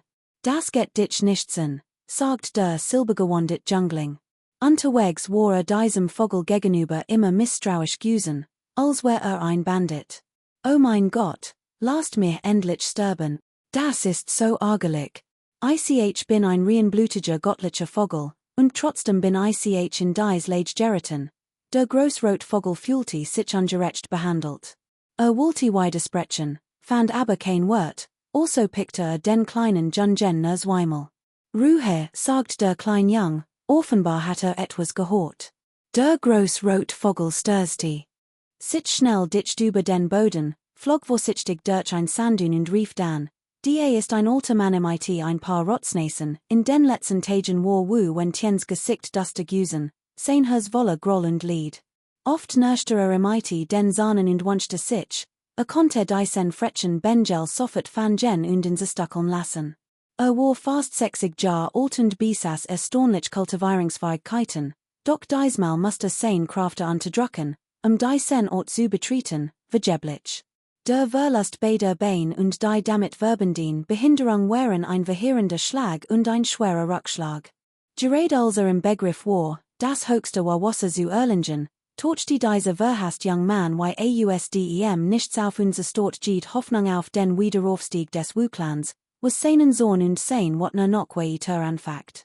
Lass mich den Gesicht nie wieder sehen, sonst brech ich dir die Nocken und quali dich langsam zu Tod, brüllte. Neben ihm standen mehrere Männer und Frauen, allesamt Genies des Wu-Clans. Zwei von ihnen trugen Wu Wen Tian, der auf einem Stuhl saß, durch die Wüst. Sie verstanden die not ihres leidenden Onkels, schließlich musste mit seiner unglaublichen Kultivierung dies versiegeln, konnte sein Wohlkraft nicht nutzen und wird den Ort noch von einem bloßen Jungen gequält, ganz zu schweigen vom Verlust seiner Bein, verständlicherweise war voller Groll. Schwester sie mei ist losgezogen, Cousin je einzuladen. Wenn hierherkommt und mit seinen Zwillingssorgen die Leer durchbricht, dann, wo denn diesen Bengel ganz bestimmt finden, sagt ein Teenager. Hoffentlich kommt mein Cousin je hierher. Ich frage mich, aber dem verbetinen Gebiet entkommen ist. Wenn den himmlischen Nocken erholt, würde sich bestimmt erneut verwandeln, und niemand wird ihm das Wasser reichen können, die ganz grob war voller Hoffnung, sie respektierten und vertrauten sie sehr. Last mir hin nicht erwischen, nurchte wu wenn tien verzweifelte mighty den Zahnen. Werden sein Bein nachwachsen? Welsh Orsage heiligen Artefakti brochte dafür? Empfand sein Leben als unglaublich trostlos und duster. Das ist du dir selbst zuzuschreiben ein Stimmholti Weide, und hinter den Sandunen erschienen ein Mann und ein Vogel, angeführt von dem schelmischen Bengel, der den gesamten Wu-Clan ersaunt hat. Schon wieder du. Why kannst du es wagen, hier auf zu torschen, brüllt Wu Wentien. War mighty der such nach dem Tai Warren Wasser in dieser Wust beauftragt und hat ihn nicht verfolgt. Kapitel 139, Nachkommen des Kriegskönigs Belastes. Ein Purperns Wiesel von etwa Jong Lange, mighty schimmendem purpurnem Körper und Organ wie funkelnd Rubin, Dirchquert Berger und Walder, Beveres higher als Chien. Ein Grupp junger, kraftiger Krieger stürmte vor, sogar Schatze und Griffen, als wollten sie Diocese Young, Uralti Wiesen bezwingen. Warlich praktig, Diocese Purpurn Wiesel ist außergewöhnlich. Wer es nicht schwer verletzt, konnten dies Lüt ihm nichts anheben, rief der Großrot Vogel überrascht auss handelte sich ein Seltins, Uraltis Wiesen, dessen spirituell Energie überwältigend war und das zudem ein Wild oder Besaß. Ein senkrektes Orge befand sich auf seiner Stirn, und ein furchterregend Klauenspur war erschienen, die auf einen Kampf mighty einem unbekannten Wiesen hindutit. Schnell weg! Der Kriegskönigsballast fangt ein Uraltis Wiesen, misktük nicht ein, kommt schon, rief ein flinker Mann und stürmte vor. Der klein Jung, der vom Rücken des großen roten Vogels gesprungen war, beachtet denjenigen, der eben gesprochen hat, nicht, sondern konzentriert sich stattdessen auf den belagerten Purpuradler. Empfand Diocese Wiesen als unglaublich narrend mit diesen. Ich rede mightyuk allen, hort mich? Rief jemand anders, altivor und verschloss den gelben Durchgang, den Purpuradler und der flutscht in ein anderes Gebiet zu hindern. Der klein Jung ignoriert sie und behielt seinen nachdenklichen Gesichtsausdruck bei. Die Grupp, wütend und mighty kalten Minen, rückte vor. Jemand blickte zum großen roten Vogel und sagt, Fürwolkenspörling, Orcher ist ein Uralter Nachkom, wir reden mighty dir, bist du taub. Der Anführer mighty den buskigen Augenbrauen und großen Augen schien etwa 15 oder 16 Jahre alt zu sein, sein imposanti Aura war überwältigend. Der klein Jung blickte zurück zur Grupp. Dann versank in tiefs Nachdenken und versagt, sich aus seinen Verblissenden Erinnerungen zu erinnern, wer dies Lüt waren. Vielleicht hatte als keine mighty einem von ihnen gespielt. Aber egal, weißer nachdacht, konnte sich nicht erinnern, es waren über 8 Jahre vergangen. Die Kinder von damals waren zu lebhaften Teenagern herangewachsen. Oder waren es vielleicht gar nicht mehr dieselben Kinder, die vor all den Jahren gesehen hat. Bever der klein krank Word, hatten einige seiner Cousins mighty im gespielt. Doch sieht seinen obersten Nocken verloren hat und immer schwacher Word, kam niemand mehr zum Spielen, außer einem Mann. Horst du mir überhaupt zu, schimpfte jemand. Natürlich hor ich zu. Ich treatin fasch beiseit und beobacht. Diocese Land ist so groß, die ist bestimmt auch ein Platz für mich, meldet sich der klein Bengel zu Wort. Der Großrotvogel war überrascht, dieser schelmisch klein Racker wirkte etwas seltsam, weil sich so klein machte. Wir wollen, dass du beiseit trittst und uns nicht bei der Gefangenam des Uralten Wiesens stoßt, ermahnten jemand. Der klein Bengel funkelte sie wörtlosen. Der Großrotvogel widersprach, ich bleibe hier stehen, warum sollte ich Platzmädchen? Was bildete eigentlich ein, draußen herrschte uneingeschränkt, niemand wagt es, in zu provosieren, daher hatte langst die Persönlichkeit eines Bergkönigs entwickelt. Auch im 100 Gipfelgebirge ist natürlich kein sanftes Wiesen, dieser Vogel ist wirklich so aggressiv und außerdem ein Uraltes Wiesen. Ich denk, was sollten in ihn fangen, sagt ein Mann im mighty kaltem Gesicht. Hat den großen roten Vogel bereits im Visier. Die Anführer winkten mighty den Handen, und die Gruppe umsingelt schnell den Purpuradler, scheinbar auch den Jungen und den großen roten Vogel im Visier. Der Jung seufzt, verdrängt sein Erinnerungen und kehrte in die Realität zurück. Sein Augen flackerten, Ulzer aufrichtig sagt, ich war nuke, provosit mich nicht, wollen nuke nicht skikaneren, aber hier zu stehen, behind it uns beim van gen diocese purpuradlers. Die schall breit ich zu gehen, sonst würdet die Konsequenzen tragen müssen, sagt der Anführer mit vor wat bleichem Gesicht. Hinter im starten mehrere Leute den großen roten Vogel an, begierig darauf, in ebenfalls zu van gen. Dieser Ort ist so riesig, den Schlachtfeld reicht vollig aus, verschon mich mit an notigen Worten der klein Bengel bracht sein Meinung an verblumt zum Ausdruck. Verdammt noch mal, was glotzt du so blod, du kleiner Bengel? Why kannst du es wagen, mir so eines Gesicht zu starren? Ich word dich später koschen, der Großrotvogel, der den ganzen Tag mit dem kleinen Bengel gespielt hat, want koschen und schmoren immer wieder, wenn droht. Haha. Du bist ganz schon dreist, nicht wahr? Nicht viel wagen es, die Residenz unseres Kriegerkönigs zu provosieren. Nach dem Betreten des 100 Gipfelgebirges bist du der Erste, gemmend lacht laut auf. Warum so viel reden? Fangt es Ich find die sen Fuhrwolken Sperling och session. Kapitel 140, der Wild Jungling. Vor dem praktigen Bergtor Wimbledon unzalig Creaturen, manche mit Schuppen bedeckt, and mit wunderschönen Vogelflügeln. Sie als Stralten helles liegt aus und absorbiertenes, und och machtig Mutationen wären anwesend, die von Geburt an außergewöhnlich Phänomen zaten. Ein gelber Nebula biebte die gesamte Gegend. Plötzlich tauchte ein gigantisches Monster auf, das einem 50 Meter langen Schupentier ähnelte. Sein Kopf glich jedoch dem eins majestatischen Drachen, sein Körper war von einer goldenen Aura umhüllt. All riefen erstaunt aus, das war ein Erddrake.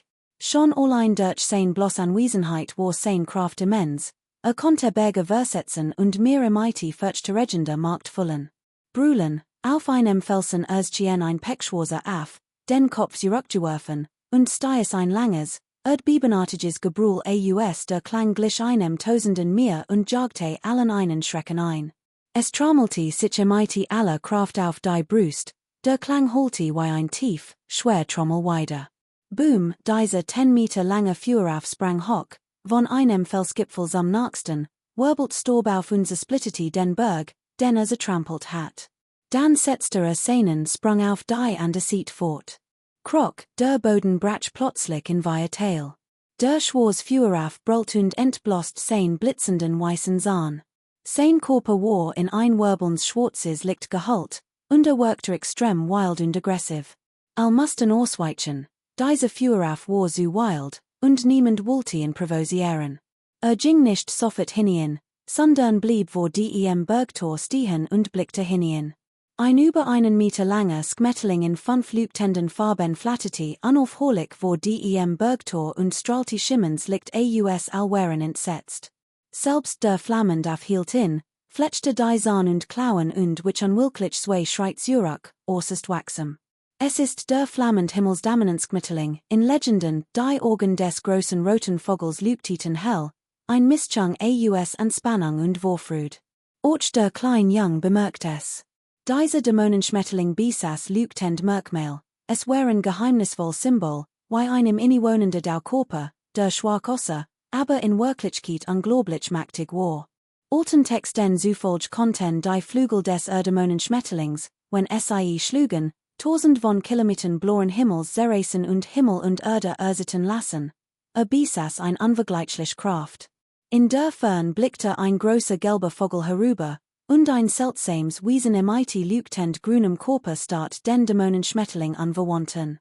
Diese Art von Kreatur übte ein todlich Anziehungskraft auf Bestien aus, konnten sie in Verschlingen, die Stocks wie Fellows eines unermesslich stagen, aber das war so schade.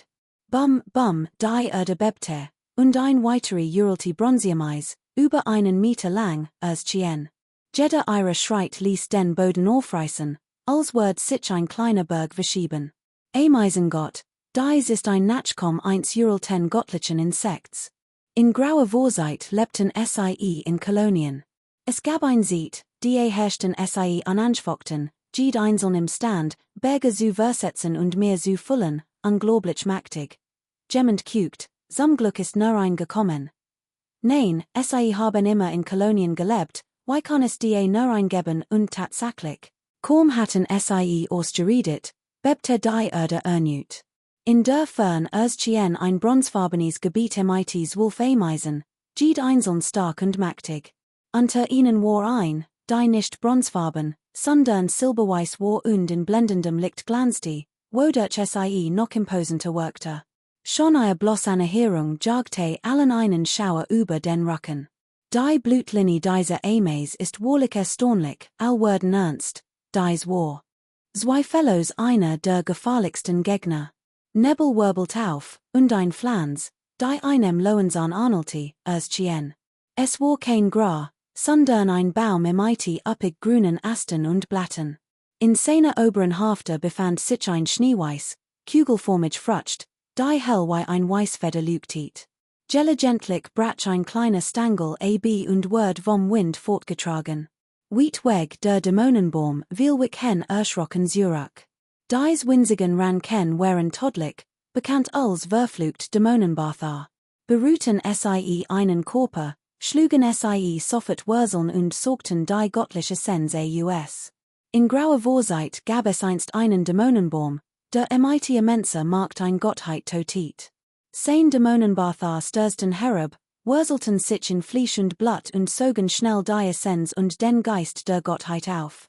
Später verbündeten sich die Heiligen, den Dämonenbaum zu vernichten, doch dafür floss unzählig Menschen heiligen Bluts. Dieser Kampf war äußerst hart. Obwohl der Dämonenbaum nur ein Flans ist, glichen sein Wurzeln menschlichen Fassen, wodurch sich leicht und flink bewegen kann. Nachdem es die Sen auferlegt hat, wurzelt es sich augenblicklich in die Erde, deren Essenz aufzusorgen, und verharrt regungslos. Allmieden es, als wär es bös, hielten betrachtlichen Abstand und niemand wagte, sich im Sühne hören. Plötzlich heulte ein heftiger Wind auf, Sand und Stein wirbelten auf, und ein Vogel stürzte vom Himmel herab. Sein ganzer Körper war grün mit kleinen, dunkelroten Flecken und strahlte ein blendend Aura aus, sein Schnabel war rein weiß. Am seltsamsten war jedoch, dass es, obwohl es nur ein Being hat, mit unglaubliche Stabilität landet und den Boden aufreißen ließ. Der Beifang, natürlich ist es der legendäre Beifang, rief jemand erstaunt aus die Gesichter aller anwesenden Verandeten sich bei diesen Worten. Dieser extrem selten mythisch Vogel war in der Antike ein dominierend Markt, bekannt als der himmlisch Dämonenvogel, unübertroffen. Das höchste Wesen dieses Clans hat sogar mehrere Götter verschlungen. Al-Zakten Zurich. Dieser bizarre Dämonenvogel war unglaublich selten. Sie fragten sich, ob die Blutlinie dieses bei Fang rein war. Wenn es sich tatsächlich einen Jungen, will den Vogel himmlischen Ranges handelte, wird ein einziger bis mit Sicherheit ein Grupp von Genies Verschlingen. Der bei Fang arnelte einem Kranik, sein ganzer Körper war grün, mit kleinen dunkelroten Flecken übersät, sein Schnabel zartweiß, und sein ganzer Körper schimmert in göttlichem Licht, unglaublich blendend. Fixiert allem sich herem mit einem finsteren Blick, sein Blick wandert über den großen gelben Vogel und dann zu Swanen Pai Shou und Li Long. Stand still, rot sich nicht und fixiert den Berg. Das Tor diente der Beobachtung.